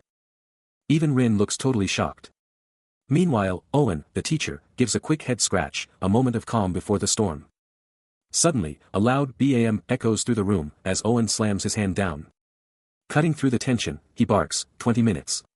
Solve this problem, pass it on, and turn it in. Rin's eyes lock onto the paper, glowing with complex, ancient runes, and he can only think, what is this?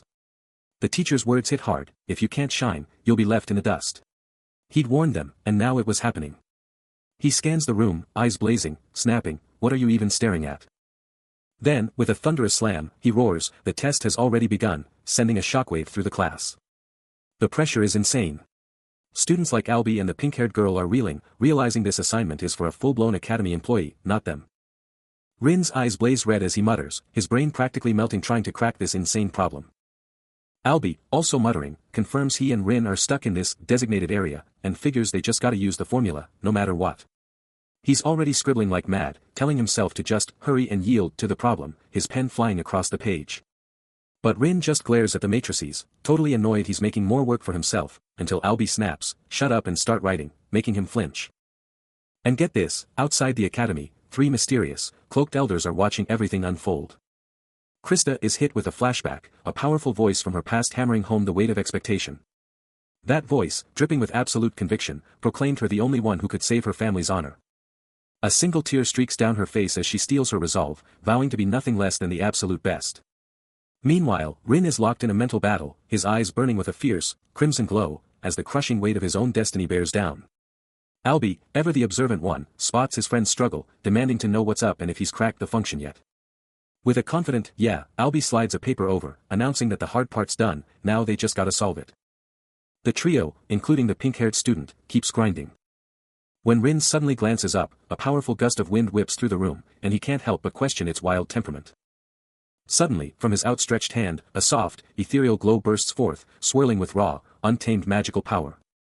Rin was absolutely buried in his work, the pressure building as papers rustled around him, a silent scream of frustration. Then, in a burst of anger, papers ripped apart, scattering like the falling autumn leaves around his desk. The ripping continued, a clear sign of his spiraling frustration. Albie looked on, worried, as Rin stayed slumped, buried under a mountain of failed attempts. But then, a shockwave. Rin yelled, "What the?" as papers exploded into the air around him. Albie, fed up with the tension, shouted, "Quiet. You can't even solve problems in silence." Rin could only mumble, "No, I'm sorry. I'm doomed. I've ruined everything from the beginning," while Albie grimly added, "So do the rest of us." Suddenly, a raw surge of power. His eyes blazed crimson, the runes within him igniting. And from his hand, a blinding blue light burst forth, sending the papers swirling in a powerful magical storm. An ethereal, crystalline energy construct shimmers into existence, radiating raw power. As his eyes ignite with a furious red glow, and his hand pulses with an intense, vibrant blue energy. With a confident smirk, Rin declares his intent to unleash some serious tricks. A massive, dragon-emblazoned magical barrier erupts. The exam kicks off, but he's already cursing, his paper utterly trashed. Papers explode around him as he screams, he has to rewrite it. Only 5 minutes left, and he's furiously scribbling, knowing he's got the answer. He's still writing like a madman, calculating that 8 mages are more than enough. Albie confronts him, convinced his desperate method won't work in time. Albie throws shade, demanding how Rin could possibly know the answer without even trying, but Rin's mind is already miles away, grappling with the brutal truth of knowing when to just quit. Albie, absolutely fuming at the sheer audacity of it all, snaps, "You bastard." His eyes blazing with an intense red glow, Rin fires back, declaring that the solution is there, just not through Albie's pathetic approach. Then, a blur of motion as he tears into his exam paper, his pen a frantic, scratching whirlwind across the page. Albie, eyeing the gift-war emblazoned paper, thinks Rin might just pull off this insane comeback if he can keep his cool, but time is definitely not on his side. But as Rin scribbles on, a chilling memory flashes through his mind, the day black magic ripped through his very soul. He remembers abandoning his comrades, a grotesque, tentacled horror with glowing eyes emerging from the shadows. The image is burned into his mind, that massive, singular eye staring back, and he confesses, he can't even recall its name.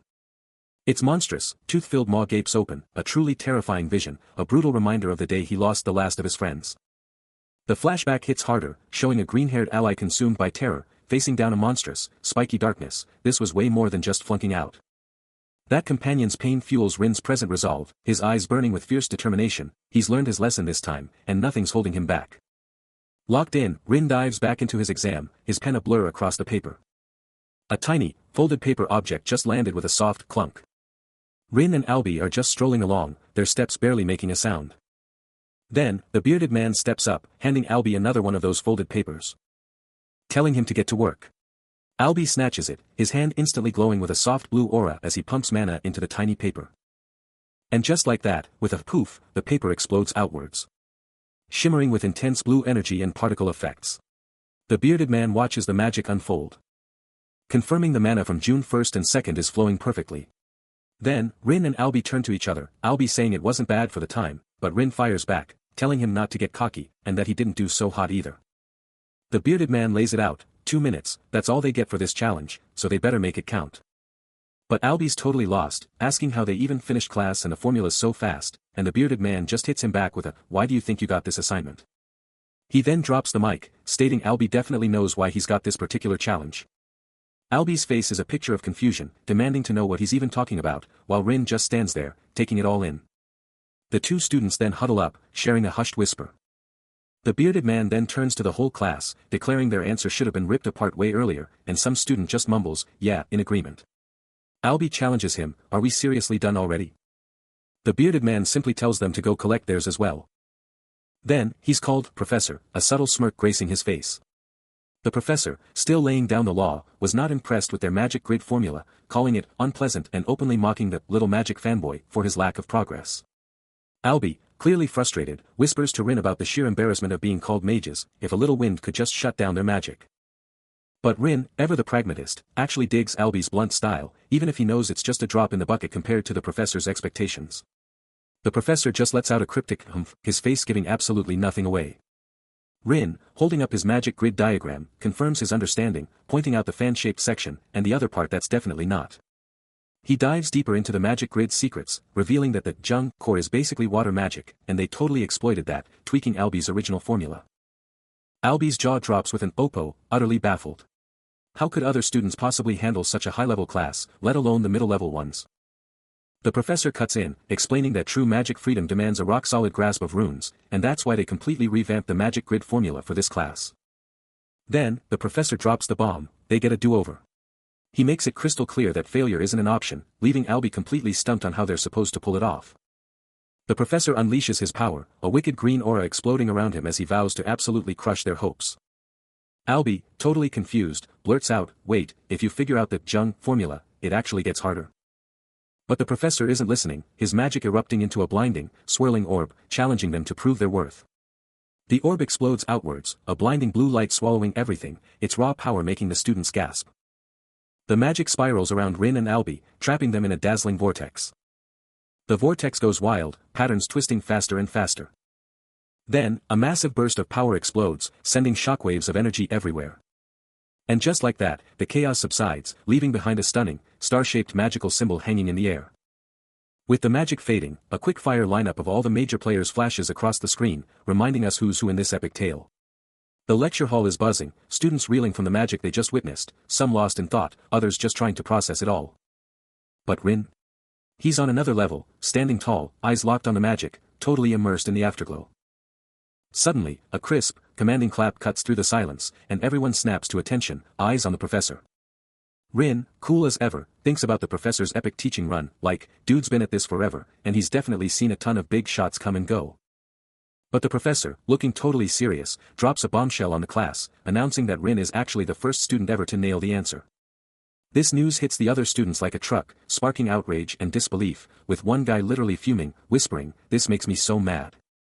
Albie, next to Rin, just nods, thinking, yeah, the professor's been around forever, then bam.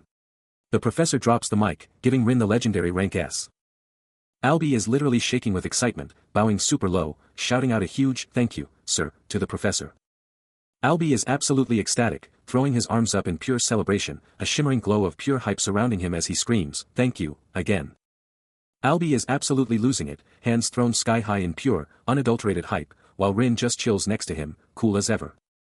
His joy is practically bursting, a sparkling aura of pure hype around him. But Rin? He just flashes a sly, confident smirk, his dark eyes hinting at something far more profound.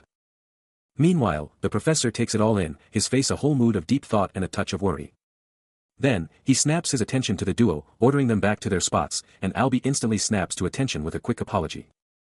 Waving them off, the professor tracks their exit, but Krista Warden, nearby, is laser-focused on Rin, radiating pure annoyance. Her face stays frozen, a silent, seething storm of resentment brewing beneath the surface. Strolling off, Albie is still absolutely glowing, a little Claire sound of pure happiness escaping him. Suddenly, Rin's eyes blaze with an intense, crimson light, while Albie, still oblivious and grinning, asks if everything's alright. The older man's eyes narrow, his voice cutting through the air as he challenges them, daring them to speak again, or face the consequences. Then, a jarring vision erupts. Fiery crimson eyes blaze, then piercing golden ones, before a figure plummets through a crimson haze, a fierce vow burning in the mind, I won't let it slide this time. The professor's brutal words just slammed through the classroom, hitting students with a pop quiz and then a verbal beatdown. And just like that, their first class kicked off. Albie leaned in, whispering to Rin that this section was seriously tough. But Rin? Totally unfazed, not even a flicker of emotion. He shot a quick look, maybe checking someone's vibe, just as the bell screamed, ending the class. Scanning the sea of panicked faces, the professor sneered, "What's with the looks? You seriously struggling with this?" Then, with a twisted smile, he promised, "Don't sweat it, I'll let you try again next time," but the real message was clear: fall behind, and you're done for. Today, it's literally life or death. The academy, a beacon of magic and mystery, loomed large. But inside, the calm was shattered as Albie confronted Rain Ludwig, his words cutting through the quiet. Rin, however, remained unfazed, offering only a dismissive hum. A subtle, crimson glow ignited in his eyes as he coolly uttered a brief thanks. But Albie wasn't having it, his frustration boiling over as he yelled, demanding Rin get over himself. This wasn't about some pop quiz, he raged, his voice cracking with incredulity at Rin's unnerving calm. Then came the bombshell: Owen was dead, Albie revealed, and Rin's only response was a slow, deliberate, that. It wasn't Krista, Albie clarified, but a truly horrific end for Owen, a fact Rin merely acknowledged with a chilling, makes sense. The next day dawned, the academy's facade betraying nothing of the dark events within its walls. Rin, ever the provocateur, can't help but needle his friends about their low-ranking floor assignment, even after being explicitly told to keep quiet about it. He fires back that Albie started it, earning a furious NGH from the other student, who then threatens him if he keeps bringing up his rank. With a desperate, "Just wait," from the pink-haired student, Albie and she bolt, leaving Rin to watch them disappear in a flurry of hurried steps. Rin, now alone, strides through the academy's massive, empty corridors. He shrugs off the encounter, thinking about how Albie would have been his first roommate, if not for his adoption. Finally, he halts before an ornate wooden door, a silent question hanging in the air: is this it? Then, with a sharp "shop" and a burst of magical energy, the seal on the door explodes into shimmering light, and the ancient door groans open. He steps inside, taking in the sight of his new quarters, a room filled with towering bookshelves. And it's clear, this is his own private space. He's chilling in his new room, but it's like his past life was just yesterday, even though it feels like only 2 days have flown by. Staring out the window, he's like, whoa, my past life was basically the same. Just stuck in a room, grinding magic all day, every day. All those books, all that solo study, it's all coming back to him, even in this new place. But then, a sudden jolt hits him, a weird energy ripple through the whole place. He just flops back onto his bed, totally caught off guard by whatever just happened. He's thinking, okay, besides that first class, I'm not getting any special treatment here. He needs to check his room and his powers. He reaches out, and bam. A red magic circle starts swirling, time to see what his powers can really do. The symbol in the middle just explodes with a vibrant, intense glow, pure magic energy surging. And his eye? It's practically on fire with a fierce red glow, reflecting the insane power he just unleashed. A crimson magic circle, blazing with a pentagram, pulsed with raw energy over a swirling, dark liquid, as a hand reached out towards its volatile core, ready to unleash something incredible. Then, a sharp crack ripped through the air, and Rin jolted awake, his hand still outstretched, the bed frame beneath him absolutely shattered by an unseen, explosive force. A throbbing sensation pulsed behind his eyes, and he looked up, his gaze burning with intensity as his right eye continued to blaze with an eerie, powerful red light. As he slowly sat up, a single feather drifted down before him, his glowing eyes still locked onto something unseen, the power still coursing through him. Perched on a branch, an owl-like creature with wide, observant eyes watched him, a silent, mysterious observer to his awakening power. Later, now dressed in his academy robes, he gently held the creature, a soft expression on his face as he examined the mysterious owl, a moment of calm after the storm. His attention then shifted to a small wooden box, wondering aloud about its presence, just as the owl flapped its wings and made a swift exit out the open window. The box itself bore a stark warning, a label clearly stating it was academy property and absolutely not to be opened. What secrets could it hold? Holding the mysterious container, Rin noted the absence of a sender's name, his expression hardening with resolve. This box was definitely going to be opened. He's reeling from his father's secrets, uncovering a crucial item hidden in a wooden box. Back in the library, he's got 2 books in hand, and his mind is already racing through their secrets. That red eye of his is flaring up as he realizes one of these books is seriously old, like, ancient. He's holding this glowing, ancient book, and it's like a massive realization just hit him. Then, a flashback hits, Lista, in her last moments, a crushing memory of him leaving her behind. The scene cuts to a desolate, rocky place, where a lone figure in a long coat stands, the weight of that past choice hitting hard. Suddenly, Rin's back, looking totally shocked, still gripping that ancient book. His face is twisting, eyes blazing with raw power, as he screams into the void, demanding to know who he truly is in this chaotic world. A solitary grave marker sits beneath a crimson leaf tree, a silent, haunting echo of his desperate search for self. He stands by the window, the world outside a blur of relentless rain, lost in a moment of intense reflection after everything he's endured. A single, powerful thought cuts through the silence: how is he still alive after all that? The campus magic tournament is in full swing, and a massive sandstorm golem is absolutely dominating the dragon battle arena. While students like Albie, the pink-haired student, and the red-haired mage can only watch in stunned amazement. The clock is ticking down, only 15 seconds left, and this golem is still flying high, looking completely unstoppable. But then, Rin unleashes an insane burst of golden magical energy, his spell hitting with a devastating whomp. Krista Warden is watching this whole thing, and you can practically see the annoyance on her face as the clock hits 10 seconds, the sound of cracking magic all around her. She's thinking, is he doing this because he saw me? But he just brushes her off, saying he doesn't even know who she is, and she's absolutely floored. Then, Rin's magic absolutely obliterates the sandstorm golem, a massive BAM of light and pure power. Krista, still fuming from his dismissal, can't even process it. She's so mad that she ran into his annoying face again today, and he still pretends not to know her.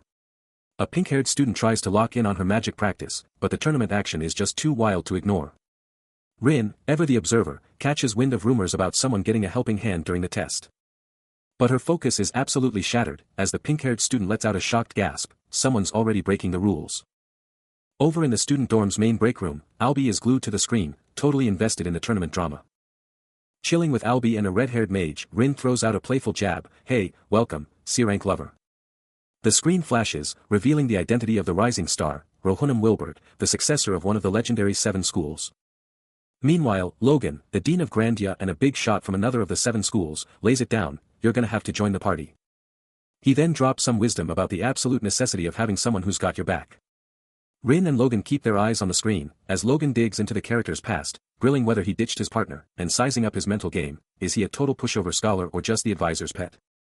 Logan, the dean of Grandia, throws shade at a statement, calling it unworthy of a scholar, only for Rin to fire back with a direct challenge: "You wanna go?" Logan shoots back, demanding to know, who, not. The air crackles with unspoken challenge, as the two powerful figures face off. Suddenly, a red-haired mage cuts through the tension, reminding them they've got company. Elsewhere, Lillian, the powerful successor of Rivendell, is deep in her studies, while Logan's voice cuts in, casually dismissing their earlier exchange as just messing around. A knowing smirk plays on Logan's face, hinting at something more beneath the surface. Still lost in her book, Lillian ponders aloud, wondering what good comes from magical ability if it's not truly utilized. Back in the study, Logan tries to smooth things over, claiming it was all a joke, but Rin's resolve is ironclad: he's going to crush them. Logan's eyes narrow, delivering a chilling warning: "You'll be the first if you touch them." His footsteps hit hard, echoing through the massive hall. Then Logan spins around, a furious scowl on his face. "Logan, that absolute bastard," he snarls, pure rage in his voice. His gaze sharpens, a single, burning question on his mind: when will this end? Then, a sudden, explosive burst of power. He throws a devastating punch, the sheer force shaking everything around him. He flashes back to the few lives that were sacrificed, remembering whispers of a mercenary who spent 3 years mastering religion. Elsewhere, Rin is chilling on his bed, totally absorbed in a book, mulling over epic stories of gods from way back, and the 2 crazy paths they chose. The pages before him spill the secrets of his own past, the first section diving deep into Rin's life, and the second revealing the insane magic sword battle style he mastered. A mysterious hand points to the complex diagrams, raising the question: how? And the ultimate challenge: you seriously think you can pull this off? Rin checks the clock, realizing how late it is. It's already 11, and he's gotta shut off the lights before the exam kicks off. With a low whirring hum, Rin's hand shoots out, ready to flip the switch. Click. The room is about to change. He stares at the now glowing switch, the atmosphere instantly shifting. Clutching his book, his focus intensifies, and then, a shocking crimson light erupts from his eyes. Lamp in hand, he pivots to the window, a storm brewing within him. Whoosh! A sudden burst of light, and a dazzling blue butterfly-like entity bursts forth, soaring upwards. The magical butterfly pulses with raw power, shimmering particles exploding around it in a swish of energy. As it rockets skyward, he recoils, magical dust kicking up from his feet with a powerful swoosh. His eyes lock onto the glowing form, a shock of recognition hitting him: Lucian? The one I met in my past life. With the ethereal blue butterfly now undeniably real, the truth hits him like a lightning bolt: he's not the only one who made it back from the past. A subtle smirk plays on his face, as he grapples with the mind-bending question: what is even real anymore? With a scar etched on his cheek, he looks down, a silent affirmation that his past wasn't just a dream. His hand extends towards the shimmering light, and he knows, with absolute certainty, he's finally grasping the truth. Back in his room, eyes fixed on the glowing butterfly, he can only think of this as a sudden, overwhelming surge of hope. The scar on his cheek a silent testament to his journey, he zeroes in, clearing his mind of everything else. Lucien's radiant glow intensifies, a dazzling beacon from a forgotten past. Blue energy crackles around his form, and he remembers the one who empowered him. Rin reaches high, grabbing a book from a towering shelf. He snatches it, then slams the volume onto a nearby table. He pivots towards an arched doorway, gearing up to dive into his studies, ready to kick off his research. He dives into the book, reincarnation of the hero party's grand stage, and spots the relentless rain outside. Staring at the downpour, he ponders the South's warm, wet climate, a stark contrast to the red mountains. He steps right out into the open, finding the perfect secluded spot to unleash his magic. Rain pouring down, he conjures a glowing orb, knowing this season is absolutely perfect for his training. From inside, Kai watches the young mage, a knowing smile on his face as he steps up to offer his help. Straight from the pages of Paperheart's legendary tome, Rin steps into the battling dragon arena, a brutal training ground built for unleashing pure, destructive, long-range magic.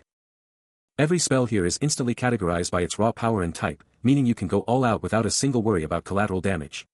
His companion urges him to flash his magic ID. A brilliant flash erupts as the young mage proudly displays his glowing ID card. The inferno of the arena blazes around them. Then, his guide officially welcomes Rin Ludwig, 4th class, to the battling dragon arena, revealing a whopping 30 rooms are ready for action. He instantly claims room 1, the nearest one, demanding a target to unleash his power on, and gets the green light immediately. Inside a pulsating red barrier, he doubles down, demanding a truly formidable foe. A colossal whoosh of magic erupts from the ground as a massive, glowing yellow magic circle ignites beneath his feet.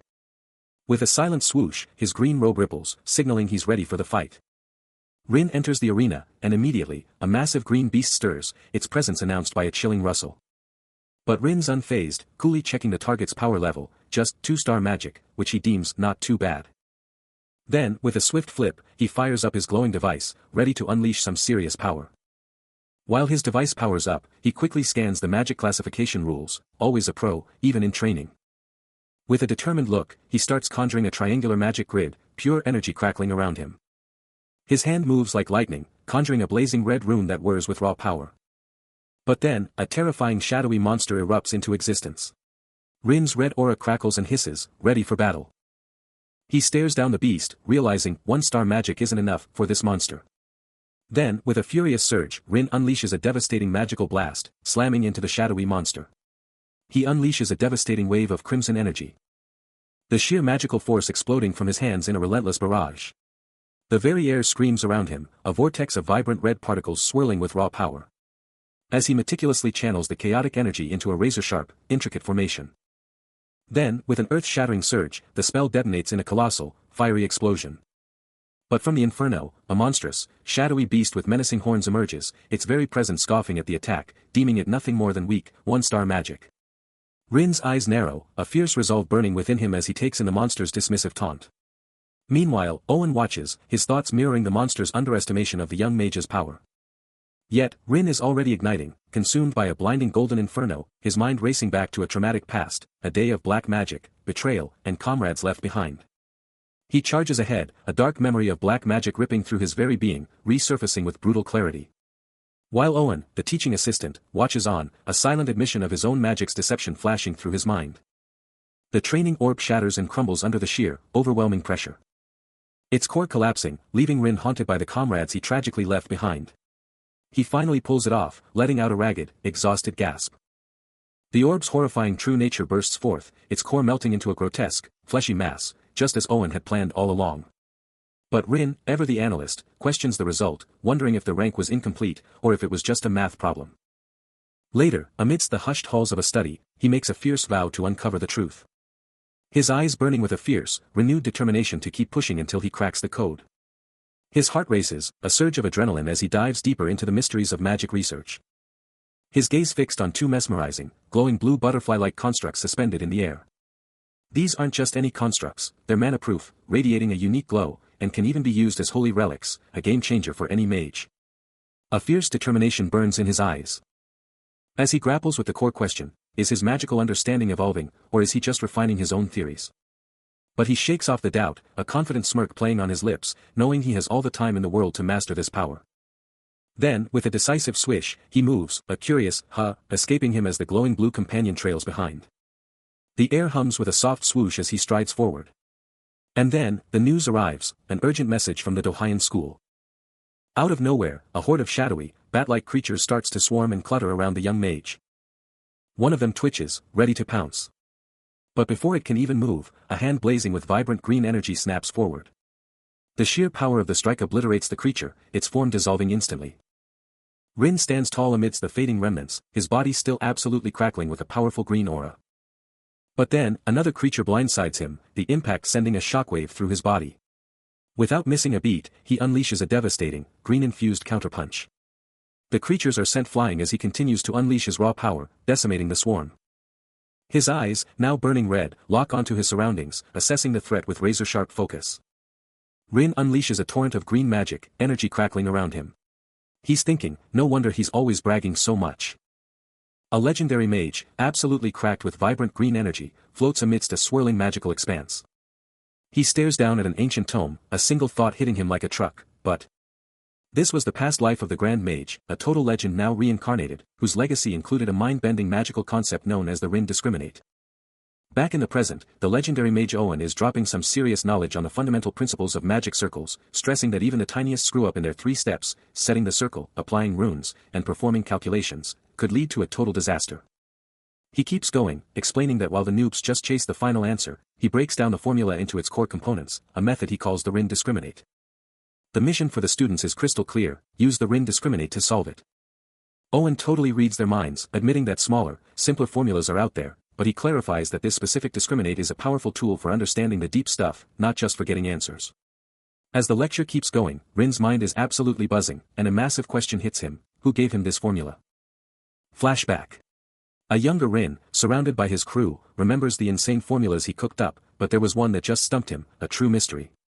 Back in the present, Owen and Kai are on a forest stroll, totally baffled by this journal from the legendary Great Mage Rin, wondering what went down with him, and Owen's been obsessed with cracking its secrets ever since. Kai's like, "You mean the guy who gave you the journal?" And Owen just shrugs, figuring it's been so long, the guy's gotta be long gone. Meanwhile, back in class, Rin's just tapping his fingers, totally zoned out. When suddenly, he hears that familiar voice, it's Professor Owen. And Owen's totally flexing, announcing he owns this legendary magician's journal from some genius, upper-level mage. Rin, intrigued, asks what's even in this legendary journal, but Owen just stumbles, admitting he has no clue. So Rin just grabs the book, asking what the heck it is. And Owen's like, "Oh, that's just some massive magic circle, way too hard for you to figure out," before it clicks, this is the journal he was just talking about. But Rin just stares at the journal, a deep, knowing look in his eyes, he recognizes it. He's absolutely locked in, a complex problem consuming his entire being. Even a plate of cookies, usually his ultimate weakness, can't break his concentration. But in another corner, Professors Owen and Kai are already debating the student's work, and Kai is not impressed with what he's seeing. Completely oblivious, the genius just keeps mumbling to himself, deep in the zone of complex calculations. Later, in class, Owen is absolutely blown away by the solution, exclaiming that Rin's genius makes complex roots look like child's play. Kai, now a total believer, hypes him up even more, calling him a god among students, a heaven-sent angel. But the other students are totally lost, scratching their heads at the insane formula, convinced it's wrong, while Owen and Kai just beam with pride. As the professors watch him, Rin's face suddenly turns bright red. He quickly looks away, probably wondering if his blush is showing, or if they just think he's embarrassed about the cookies. He might act all high and mighty, but the girl next to him knows the truth, he's always right there, a constant presence. But his calm facade cracks, a frustrated look crossing his face as someone calls him out, and he silently pushes back, insisting he's not doing it on purpose. Then, a loud ding-dong cuts through the air, the school bell blares, shouting for everyone to rush to the club fair. The 4th period club fair is in full swing, and he's strolling with the girl, who's curious about his club pick. Passing a booth, he catches snippets of conversation, magic families gotta keep up appearances. The pressure is real, and everyone's talking about it. He confronts a guy with glasses, demanding to know what magic volleyball has to do with upholding standards, getting a lame, "It's just a club," in return, leaving him utterly bewildered. The girl decides to ditch him and check things out solo, waving goodbye and leaving him with a bewildered, "Hey, wait." The fair is buzzing with action, like the Battle Magic Club, where mages are throwing down, their spells exploding in a dazzling display of power. Finally, he lands at the Fire Property Magic Club, watching a smaller mage ignite the air with fiery, crackling magic, a spectacle of orange and red. A colossal magical inferno erupts, its raw power blazing with untamed energy. Back at the estate, the older man and Kai are deep in conversation, the former revealing his strategic move to let Rin roam free, while Kai, ever the pragmatist, nods, understanding the weight of their family's name. Oblivious to the high-stakes discussion, Rin scans the vibrant club fair, a mental checklist forming as he eyes every intriguing booth. But his focus shatters as a pink-haired girl bursts in, demanding his attention, while Rin, ever the stoic, just mentally sighs at her energetic chaos. He coolly dismisses her, reminding her of their earlier chat, but she persists, detailing the strict club enrollment rules for magic families and the slim chances of success. Her voice drops, a hint of despair as she confesses her father's unwavering disapproval, a revelation Rin finds utterly baffling. Passing the Magic Volleyball Club, she proudly declares its royal standing, reminding him of the noble family's exclusive access, but Rin, ever the skeptic, challenges the necessity of it all. Suddenly alone, Rin's gaze locks onto the Fire Property Magic Club, a spark of genuine interest igniting within him. His eyes blaze with an intense crimson glow, a profound realization hitting him: in this brutal world, some fight for their very lives, but when the dust settles, the true battle for desire will begin. Deep in the woods, the older man drops some serious wisdom on Kai, declaring that adulthood will unlock a world of endless possibilities. And he's counting on Kai to step up and protect all those lives. But hold up. Back at school, a vibrant pink-haired girl is trying to get Rin's attention, practically yelling, "Hello." He just keeps walking, so she shouts, "Where are you going?" Rin finally stops, his gaze fixed on a banner for the Community Development Magic Club. Leaving the girl totally baffled, wondering if he seriously doesn't get that magic volleyball is the ultimate social ladder for elite mages. But Rin's mind is elsewhere, a heavy thought weighing on him. The Ludwig family's legacy has been a century-long obsession for the Page family, and he fears it could all vanish with him. He remembers the chilling fact that the Page family's eldest grandson just disappeared. And now he's left to wonder if the Ludwig family is about to suffer the same terrifying fate. Something's gone, vanished without a trace. And the question hangs heavy in the air: is this it? Has the moment finally come? A resounding yes confirms it. The prophecy is clear: the age of Krista Ludwig is about to explode onto the scene. Elsewhere, a burst of pink energy spins into view, as a voice shouts, "Lady Krista." Her eyes, however, are fixed on a massive, imposing building. Only to find herself isolated, spotlighted on a desolate stage. When suddenly, shadowy, ominous energy erupts around her, forcing Krista Ludwig to demand, "What is the meaning of this?" "I see," Rin coolly replies, while the pink-haired student explodes, "I definitely don't follow you." "Okay. Are you even listening?" He just repeats, "I see." Standing before the Community Development Magic Club, she points, "Is that it?" Her frustration boils over. "I can't accept those conditions." Suddenly, a new, imposing figure appears, declaring, "The weak are weeded out." "Isn't that the rule, Delayton?" Delayton, with an air of absolute authority, commands, "We'll use this club room, so hand it over." The pink-haired student urgently asks Rin, "Who's that guy, Rin?" He responds with disbelief, "You really don't know?" "That's Delayton, the club leader of the charm school." The glasses-wearing professor drops some serious intel about the Community Development Magic Club, a martial magic powerhouse, and Rin's already clued in. He keeps dropping knowledge, saying the club is super important to Four Eyes types like him, then throws out a rhetorical, "Why is it so relevant, Professor?" before just shrugging it off with, "No one knows." This whole mess, he explains, is a common occurrence, because to even kick off club activities, you absolutely need a clubroom. He throws his hands up, laying out the brutal truth: if you want a club but all the rooms are gone, there's only one move left to make. The shocking truth? You just gotta swipe another club's room. Rin and the pink-haired student are stunned as he confirms this brutal reality: accept the terms or lose out. The pink-haired student fires back, "Is the charm school trying to jack our clubroom?" The professor shuts it down, refusing to play their game, then drops the bomb: "The charm school is all about charm magic, and its ruthless leader is none other than Delayton." He issues a chilling warning: Delayton wields advanced magic, but he's a total monster, using his power to manipulate everyone. The pink-haired student, ever the optimist, pitches a plan: "If we find a solution, we can keep the room and use your magic, Professor." But he shoots it down instantly, declaring, "Absolutely not." He lays down the harsh truth: for magic users, even in this academy, there are no rules, and he's not backing down, ever. He lets out a booming, disbelieving laugh, scoffing at Kai's question about other mages already claiming the clubroom. Suddenly, with a raw surge of power, the professor unleashes a crackling magical blast, sending Kai reeling back as he warns him about the sheer power he's messing with. He then scoffs, dismissing the notion that any minors could possibly change anything against their formidable opponent. His face contorts in furious disbelief as he practically screams, "Do you really believe Delayton and those useless bastards can take over the club?" Meanwhile, the pink-haired student confronts Rin, her voice dripping with frustration, accusing him of being all talk and no action, calling him a coward, and demanding he actually help instead of just standing there. Rin grips her arm, his face grim, as she cries out, I can't." His grip remains tight, and she trails off, unable to explain, just a defeated, "Oh, well."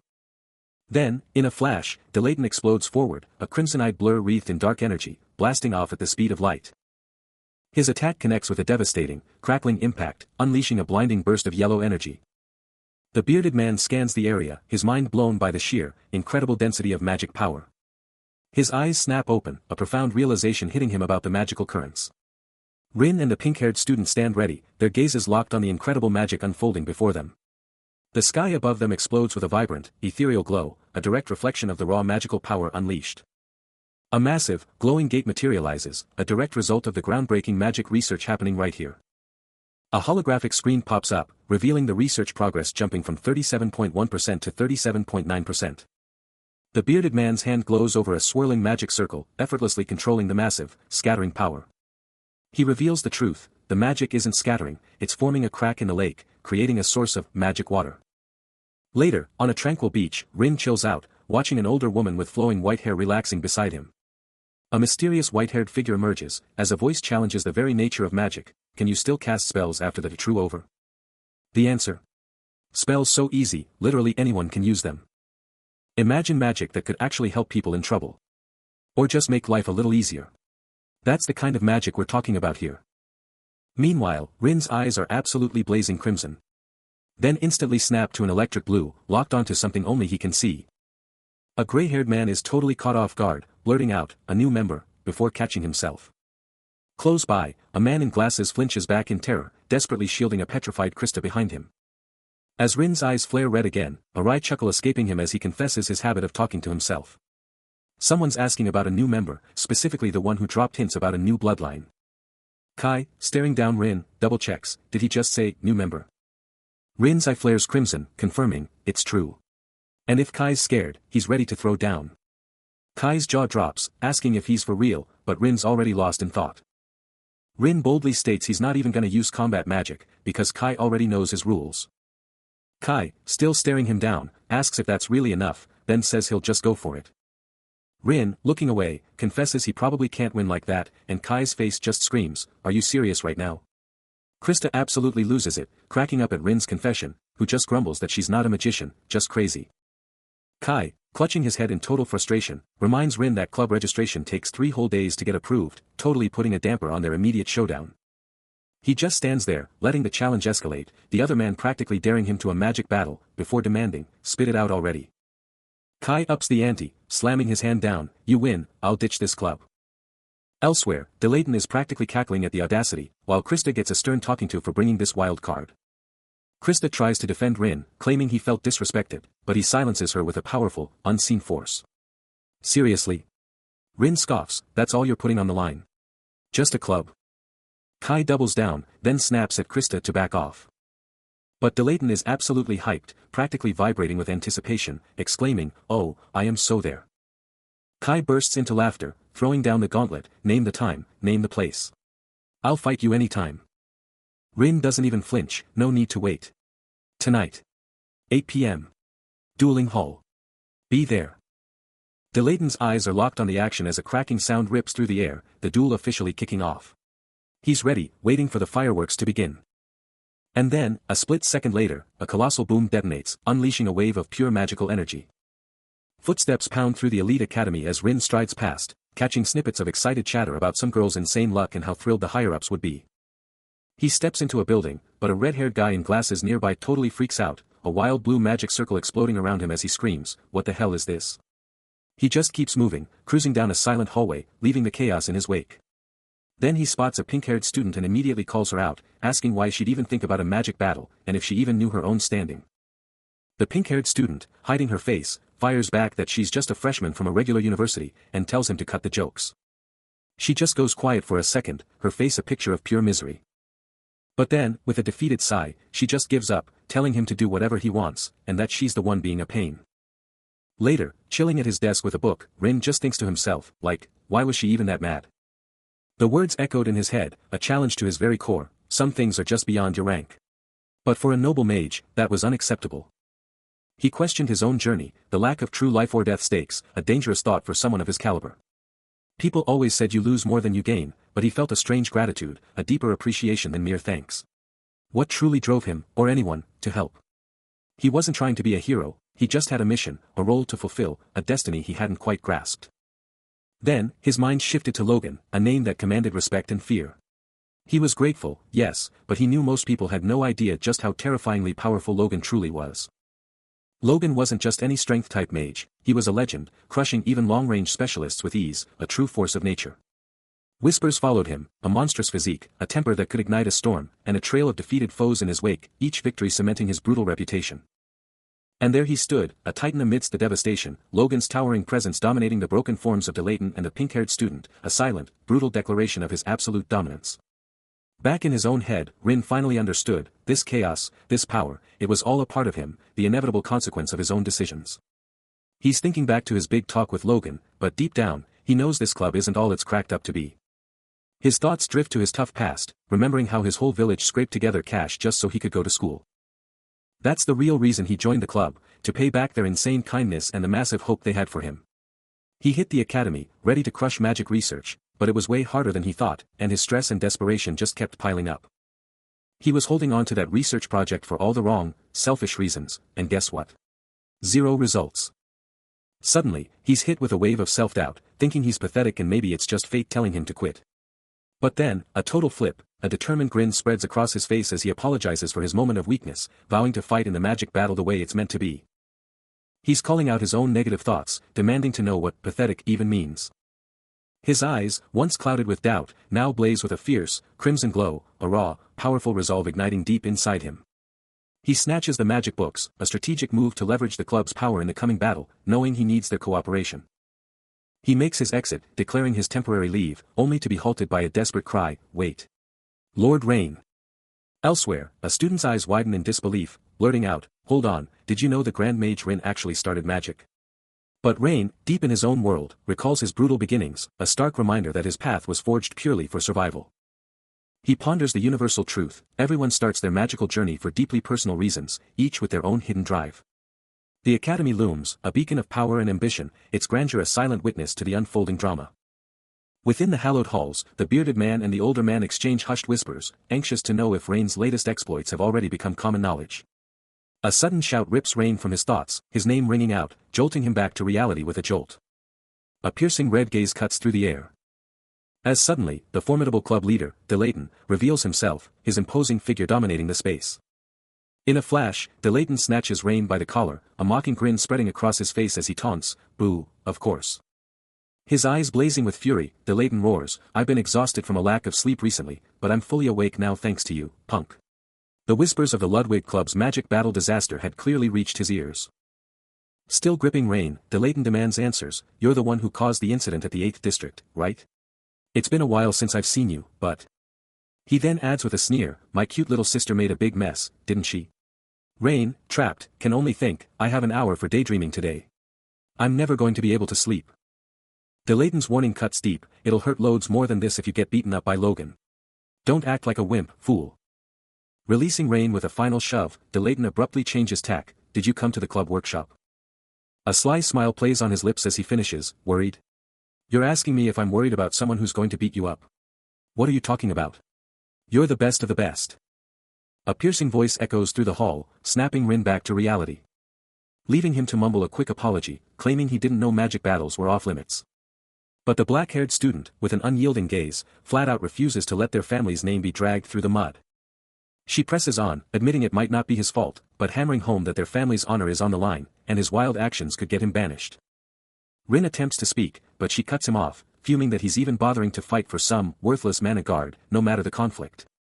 Her finger jabs, her face a storm of pure frustration. She reminds him that the Ludwig family's entire legacy now rests squarely on his shoulders. And with a final, electrifying challenge, she orders him to unleash his full power and show them all what he's truly made of. A massive woohoo erupts, signaling a new chapter for the academy. He stands his ground, utterly unfazed, as his challenger unleashes a torrent of unwavering resolve. A fierce grimace twists his face as he snarls, "Of course, I won't fall." Then, a chilling realization dawns on him, that was my mistake from the start. Rin, however, remains utterly calm, his gaze unwavering. A wave of confusion washes over the students, their voices rising in a clamor about the sudden uproar. Some are already bailing, asking where everyone's rushing off to. The buzz is all about Lord Disaster Chamek's muscle for brains. As a full-blown brawl erupts in the distance. Meanwhile, Owen watches the chaos unfold, demanding to know who his partner is even looking for. Kai drops some names, Lauren, and Sane, hinting at the big players in this mess. But Owen cuts through the noise, declaring that reputation, family ties, and academic standing mean absolutely nothing when things hit the fan. A chilling flashback hits, revealing a day black magic ripped through his soul, forcing him to abandon his allies. Back in the present, a guild official declares this magic battle is officially sanctioned, and the dark-haired student just coolly replies, "Of course."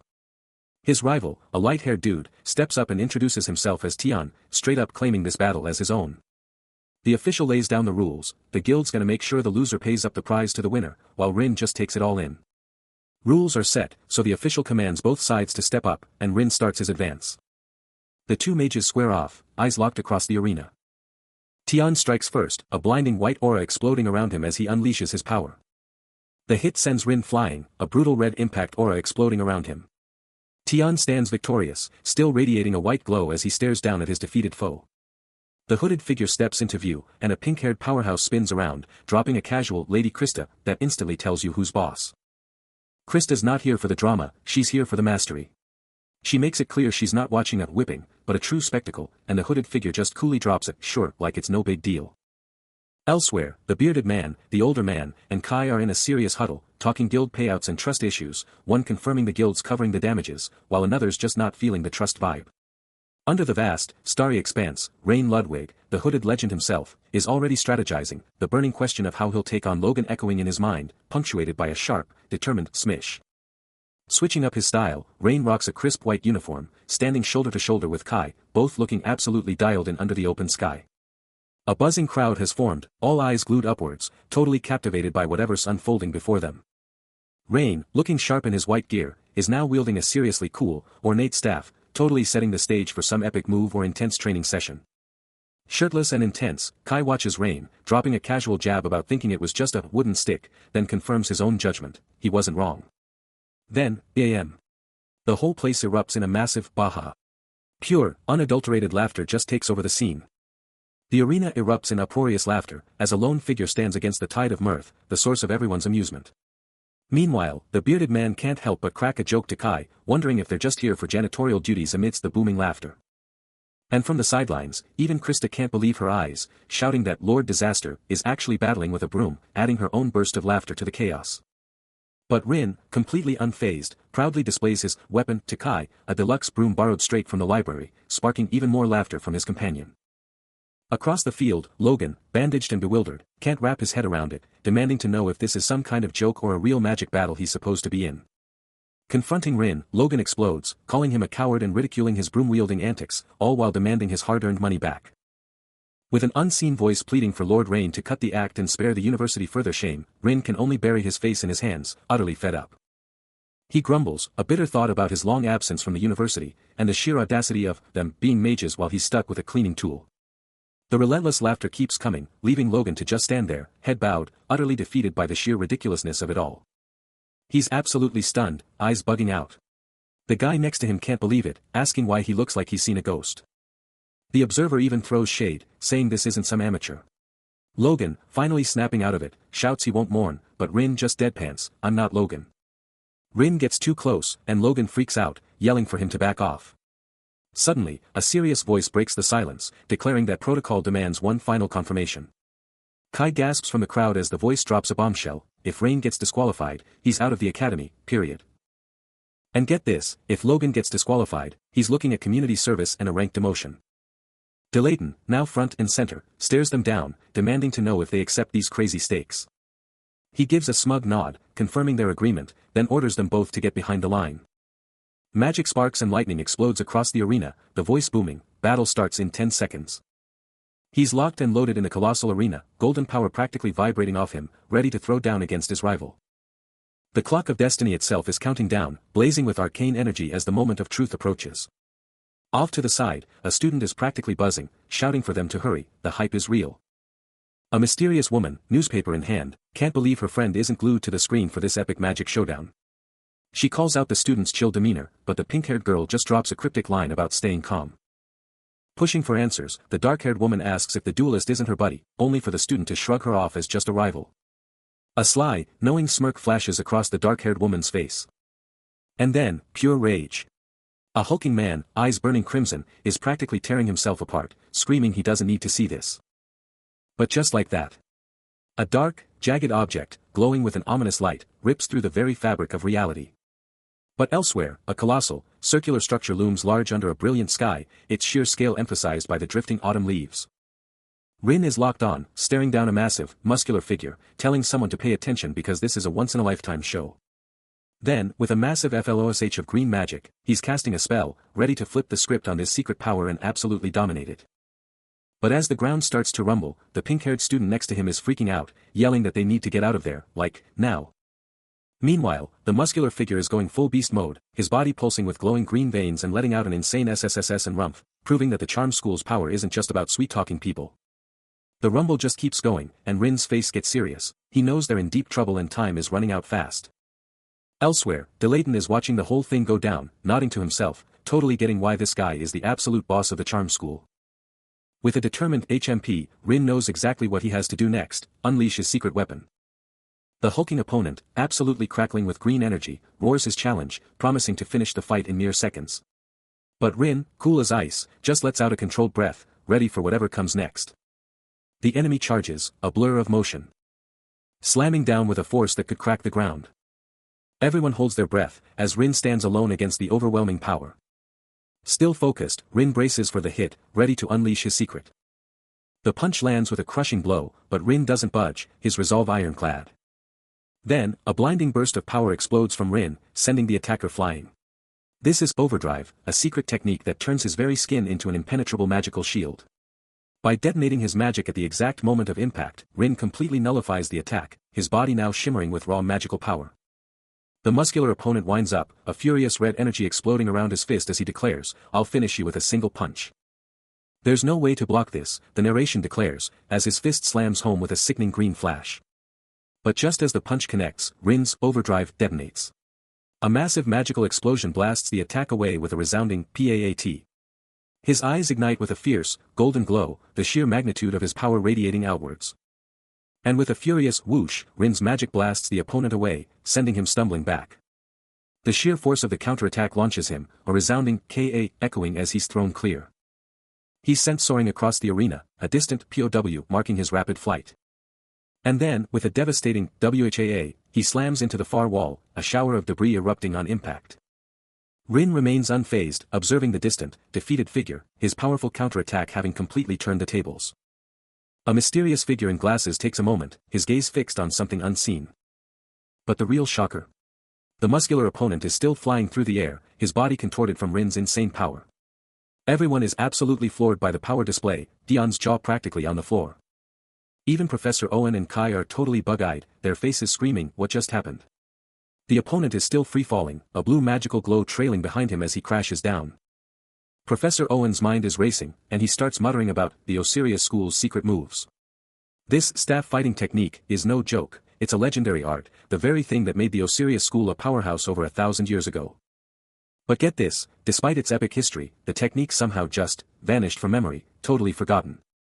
Now, as a new, slick figure busts out this ancient staff technique, Krista's mind is blown, and Rin is kicking himself for not being able to jump in with his magic. How could a simple cleaning broom unleash such devastating power? The question explodes as Ludwig, a young prodigy, channels raw, untamed energy, glowing lines searing across his face and neck, leaving everyone stunned, questioning how he's even capable of this feat. He rockets through the air, a human tornado, the staff a blinding blur of destruction. Kai's jaw drops, his eyes wide with a mix of awe and disbelief, as the explosive swish of the technique rips through the air. The secret to this insane power is finally unveiled. It's not just any artifact, it's the legendary broom of the 7 claws, now pulsating with raw, untamed magical energy. Professor Owen, the ultimate magic nerd, is already deep in thought, baffled by how a simple cleaning broom could handle such an insane overdrive, and whether Ludwig somehow modified it or if this is some forbidden, next-level magic control. The student keeps up his mind-blowing display, the broom a whirlwind of pure kinetic energy, leaving a vortex of swirling wind in his wake. Finally, with a satisfying tat as the broom snaps into place, Ludwig lets out a triumphant phew, his incredible demonstration now complete. The sheer, raw power of that technique forces a collective, stunned WHOA from everyone watching. Logan is down, groaning in agony as his opponent looms, and Tian can only watch the brutal aftermath. He was absolutely blasted away, left sprawling on the cold arena floor. His body was literally cracking and shattering from the hit, leaving Tian utterly stunned, questioning the sheer power behind it. Yet, the battered Logan still manages to look up, shocked that his adversary is still on their feet. 10 seconds have flown by, but this epic demonstration is nowhere near finished. Ludwig stands dominant, broom ready, staring down the defeated Logan. Even with those brutal injuries, Logan still scoffs, calling them nothing but rookies. But then, the broom in Ludwig's grip starts to absolutely blur with speed, a whirlwind of pure kinetic energy. He holds that magical artifact ready, absolutely poised to unleash its devastating power. A hulking figure, absolutely ripped and covered in glowing green markings, coils up, ready to unleash a devastating lunge.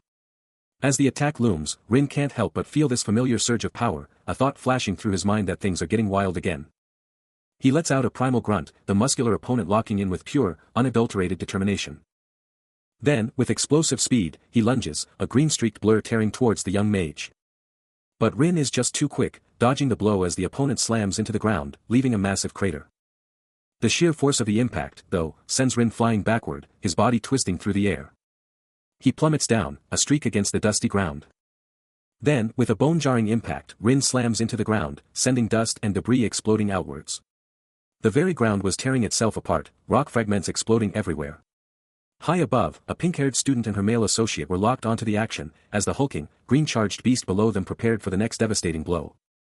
Even more debris showered around the spectators, but their eyes never left the brutal exchange.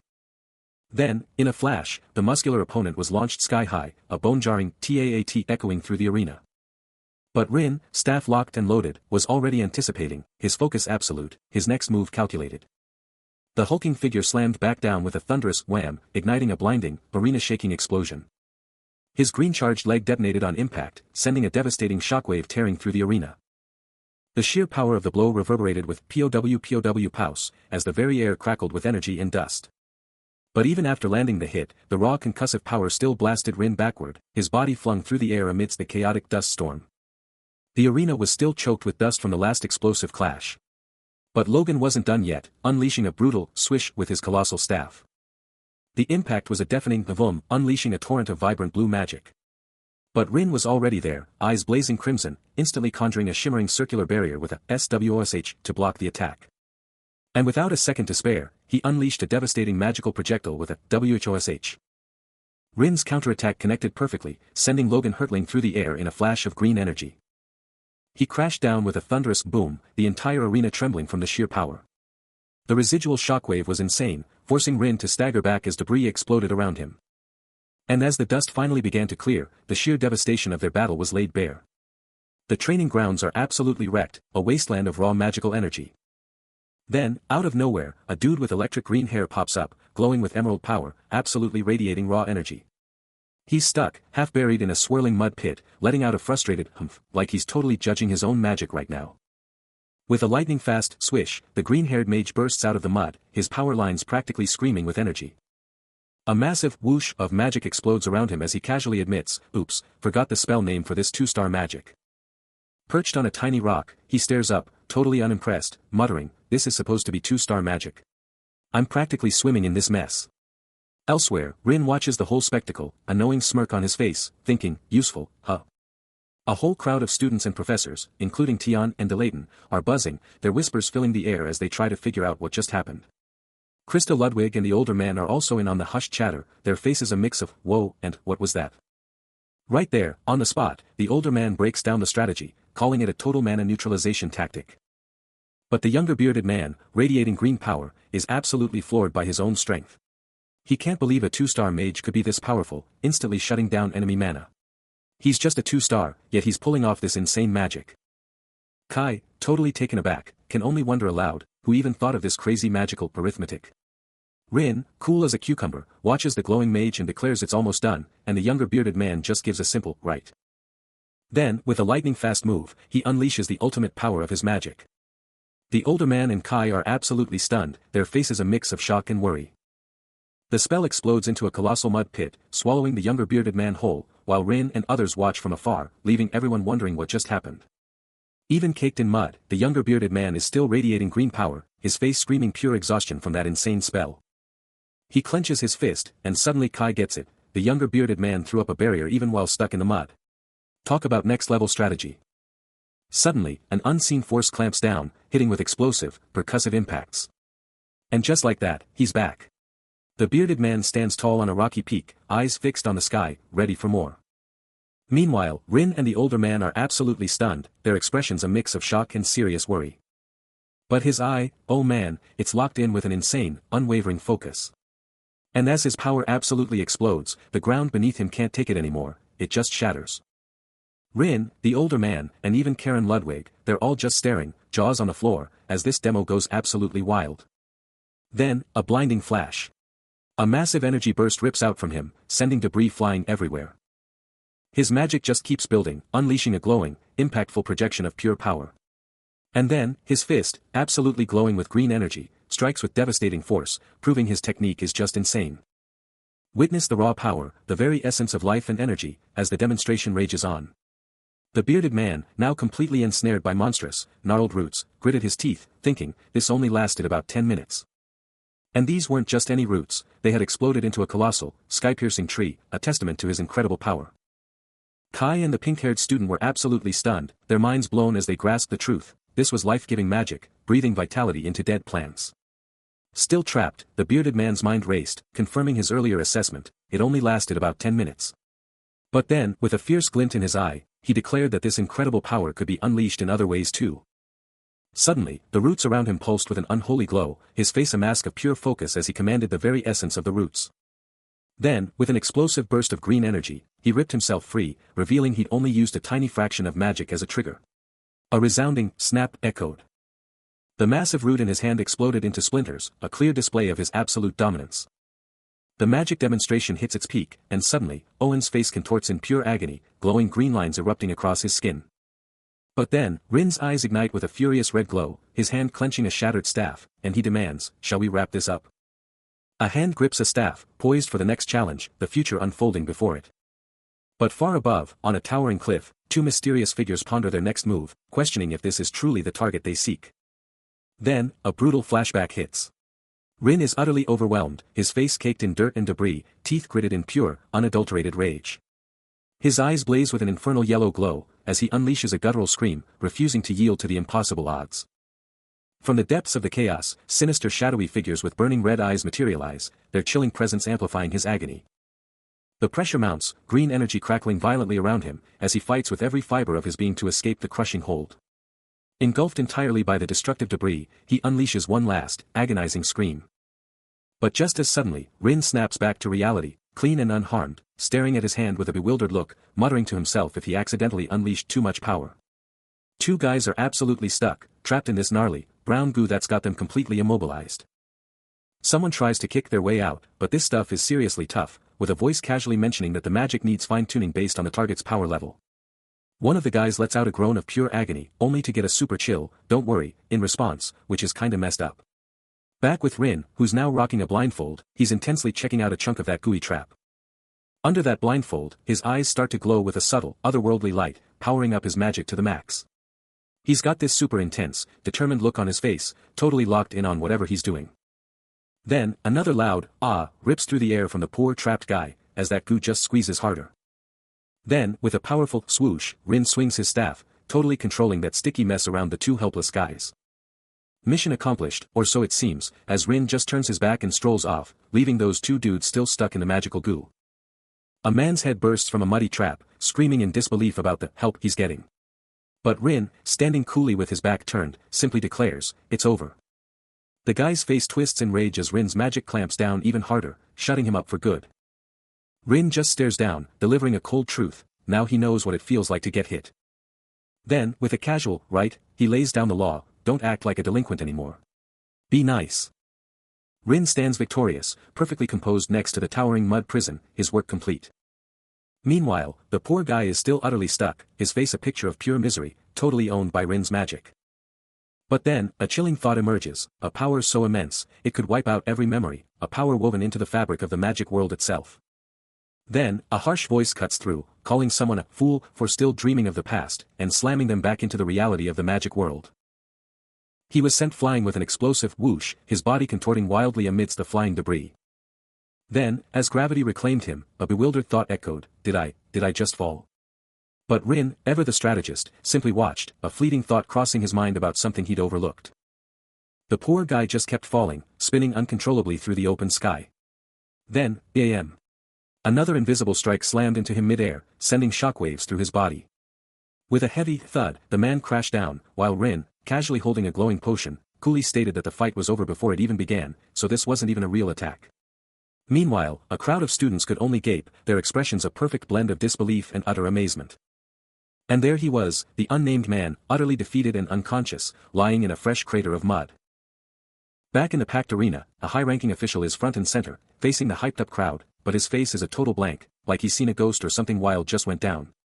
He's literally fumbling, dropping his scissors mid-air, completely stunned as the big announcement drops. Then, a voice that shakes the stadium drops the bomb, screaming, the winner is Rain Ludwig.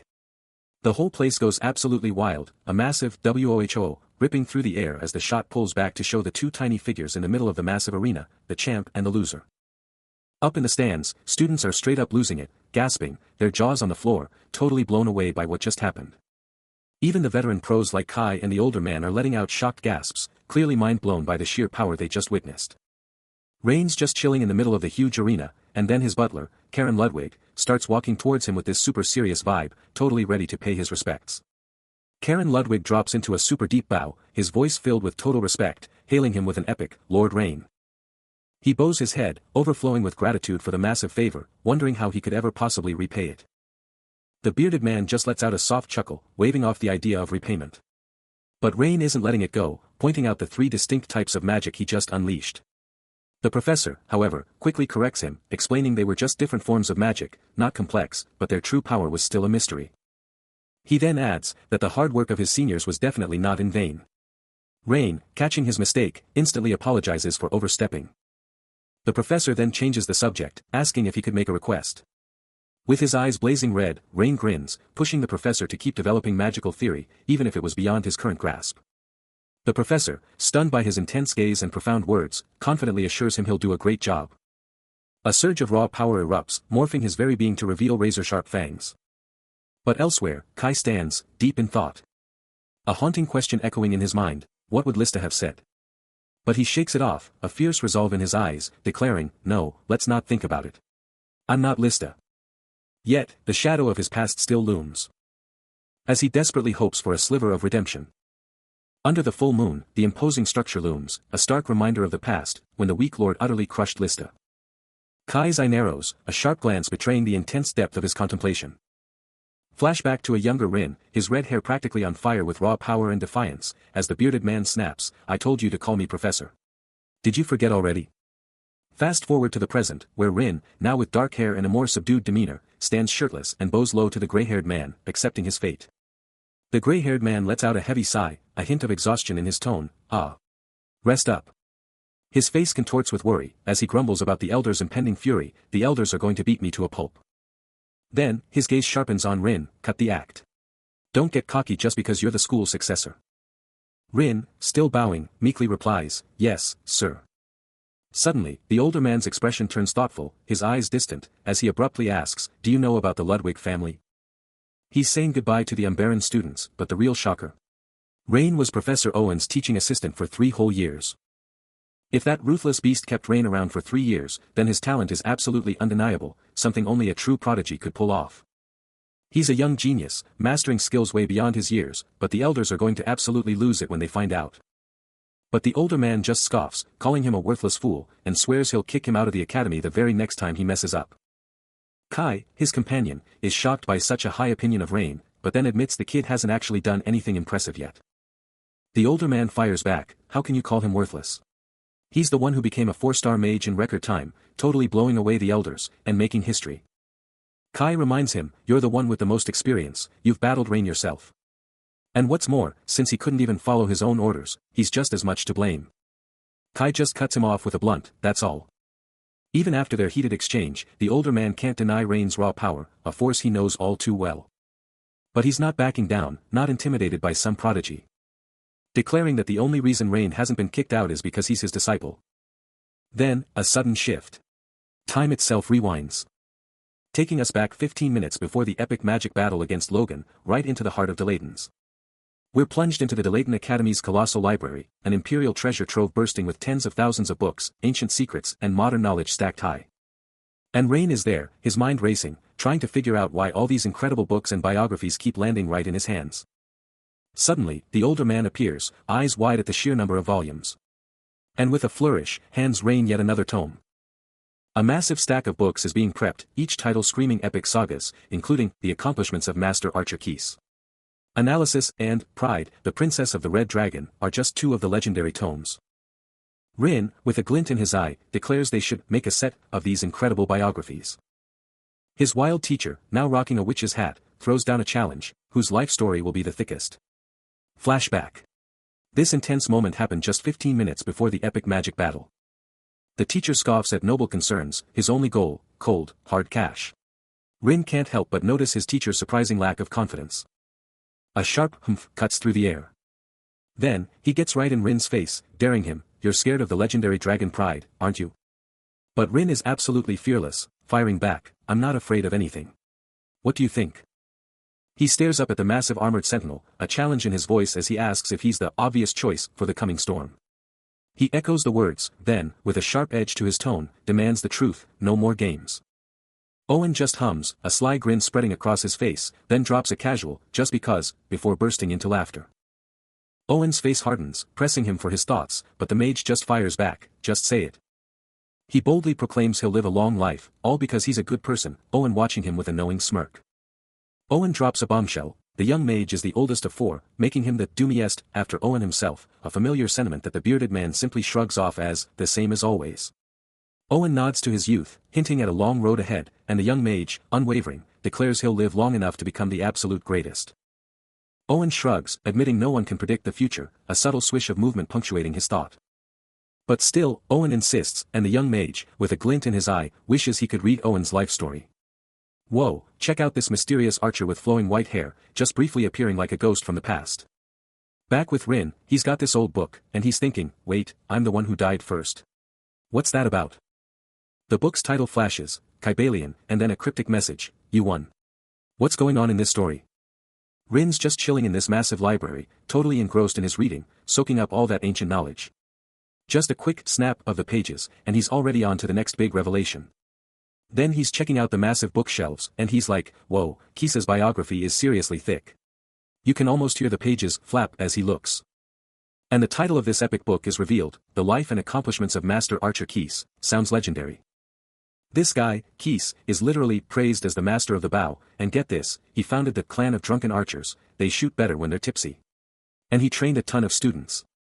Back at his desk, Rin is just devouring this incredible story of the legendary archer. His eyes practically burst with a red glow as he processes the text, realizing the legendary archer was already a seasoned family man when his wife was just 20. The book flashes an illustration of the legendary master Archmage, his green hair and emerald eyes frozen in a serene, almost melancholic contemplation amidst a flurry of autumn leaves. A small, knowing smile plays on Rin's lips as he devours the next lines, thinking, "Man, that guy had a seriously satisfying life." His gaze then locks onto the intricate cover of the book, emblazoned with the title, Kybalion, its ancient script practically screaming profound, hidden knowledge. Suddenly, a new section explodes onto the page, heralded by a dramatic title card, Divide, the progenitor of the fire dragon. This is getting intense. Rin eagerly tears through the pages, the frantic rustle of paper echoing in the silent library. But then, he hits a sudden, inexplicable blank space, leaving him utterly bewildered and questioning everything. His brow furrows in deep confusion, a truly thoughtful expression etched onto his face. He finally vocalizes his shocking discovery, realizing there are 0 records of Keese after that pivotal year. What happened? The ancient text revealed a legendary priestess, Hyde, who ruled the Dragon's Republic, only to vanish without a trace. She just vanished, gone until the year 0. leading the Republic's Association of Witches to declare her dead. Rin couldn't believe it. That flamboyant woman just died alone. He kept thinking about it. Deciding that maybe, just maybe, people really do change. A vivid image of Priestess Hyde flashed in his mind. But then, his eyes hit the next page, and bam.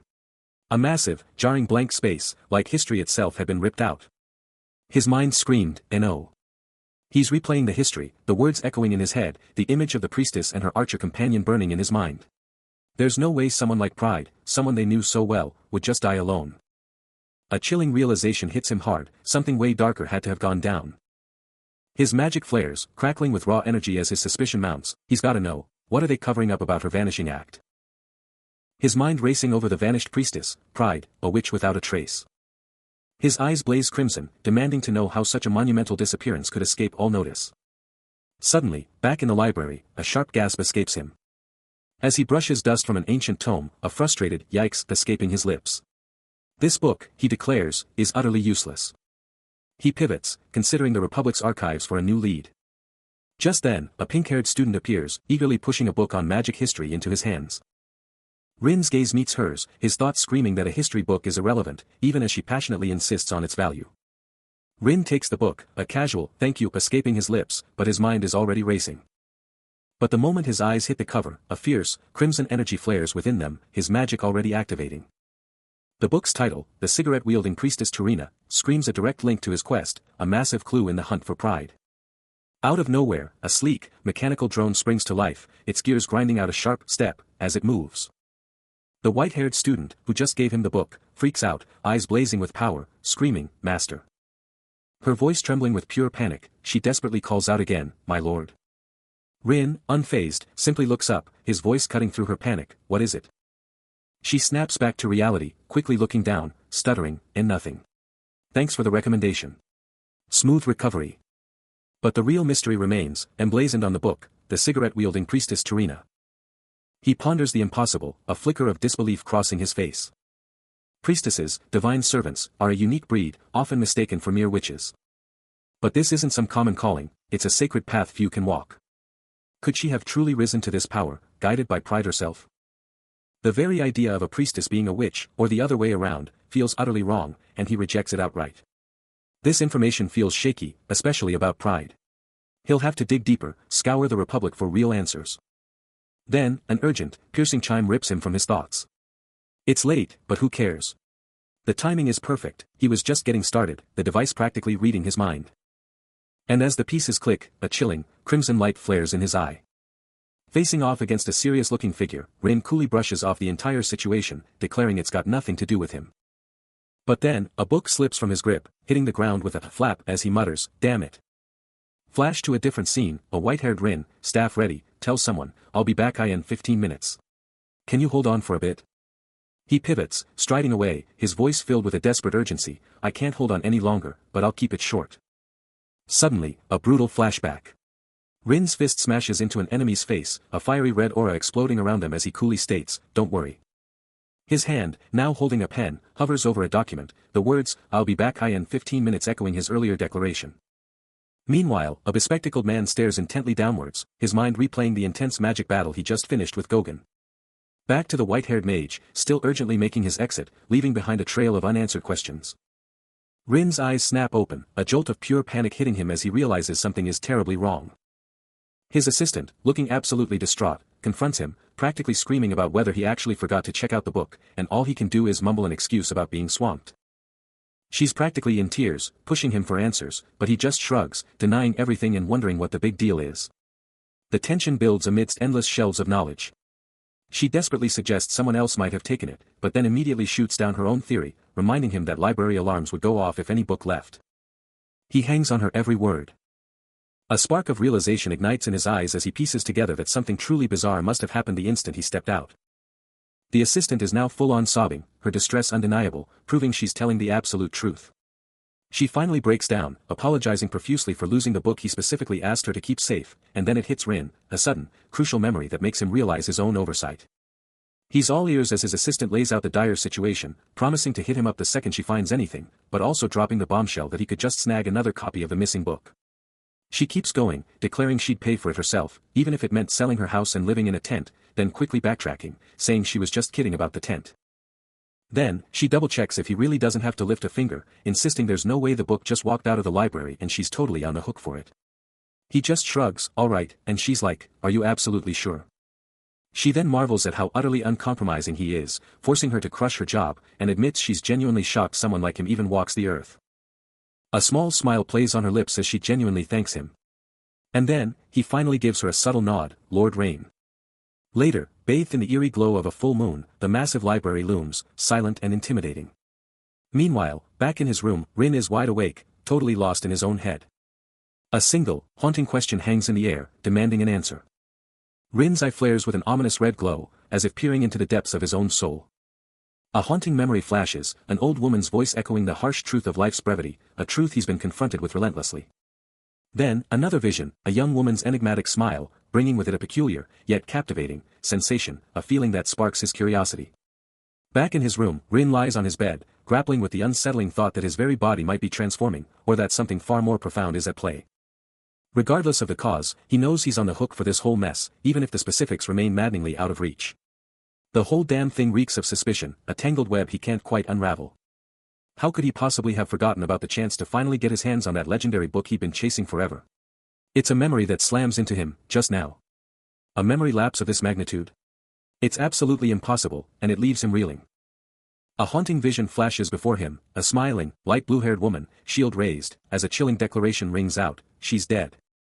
The scene shifts, showing distant figures walking away, then his own form, alone, staring down at a shadowy presence, the crushing weight of millennia bearing down. He's thrown back to a vibrant memory, his younger self surrounded by his legendary companions, Keese, Lista, and Pride, a powerful glimpse into a bygone era. The crowd's legs blur, then his own youthful, grinning face emerges, a time when he knew these legends, and he was just Rin. Suddenly, he's ripped back to reality, spotlighted and isolated, a single, desperate question tearing from him, what is this? His eyes lock onto an ancient, forgotten book, a chilling testament to those who vanished. Pure disbelief floods him, his hands gripping his head as the shocking truth slams into him, no way. I completely forgot about these things. A rapid-fire memory, a hand clutching cash, then a sudden, explosive burst of blue magic. Now, he sits, a brilliant blue orb pulsating in his grasp, a powerful swoosh of energy echoing, as if the lost memories are finally igniting. After that insane magical outburst, Rin's left scratching his head at a system message, totally baffled, why did the progress go up? My unique magic research in the subdimensional environment is suddenly at 37.9%. Suddenly, a terrifying memory slams into him, a glowing red eye burning with power, as he recalls the chilling thought that the only thing he could do was use magic to beat a kid up. He lets out a sharp gasp. He's drenched in sweat as the memory intensifies, and it hits him like a truck. This messed up vision is somehow linked to his unique magic research progress. His fist clenches, crackling with faint red energy, as the memory keeps flashing, revealing the magic he used to beat that kid up, a guttural snarl ripping from him. He collapses over his book, trying to shake off the disturbing vision, shouting, that's absurd. But then, a dazzling blue butterfly, made of pure magic, just appears before him. He tries to calm himself, don't freak out. It's just a memory. My body's been changing, but this is totally new. He just stares at the glowing butterfly, a million questions swirling in his head, as it gracefully floats above his book. Getting up, he leaves the book and the glowing butterfly behind, realizing that he didn't actually hurt anyone in that memory, and the progress only jumped 0.1% when he used magic on a non-living target. He's locked in an intense internal battle, a blinding white aura exploding around him as debris flies, a defiant voice screaming from within, I'm not the descendant after fighting for this long. Back in his room, he lets out a massive ARGH as he stretches, a book already in hand, totally convinced that this is absolutely worth testing. He zeroes in on a book, Magic Theory, but a massive roadblock hits him. It's gonna be a huge problem trying to learn magic that's only taught within the school system. The glowing, ethereal blue butterfly, a direct manifestation of his insane power, floats right next to the words, and adventurers, clearly pointing to a whole new source of knowledge. With a fierce, red glow in his eyes, Rin gets down to business, realizing he desperately needs cash to buy more books, and decides, yeah, this isn't a bad idea at all.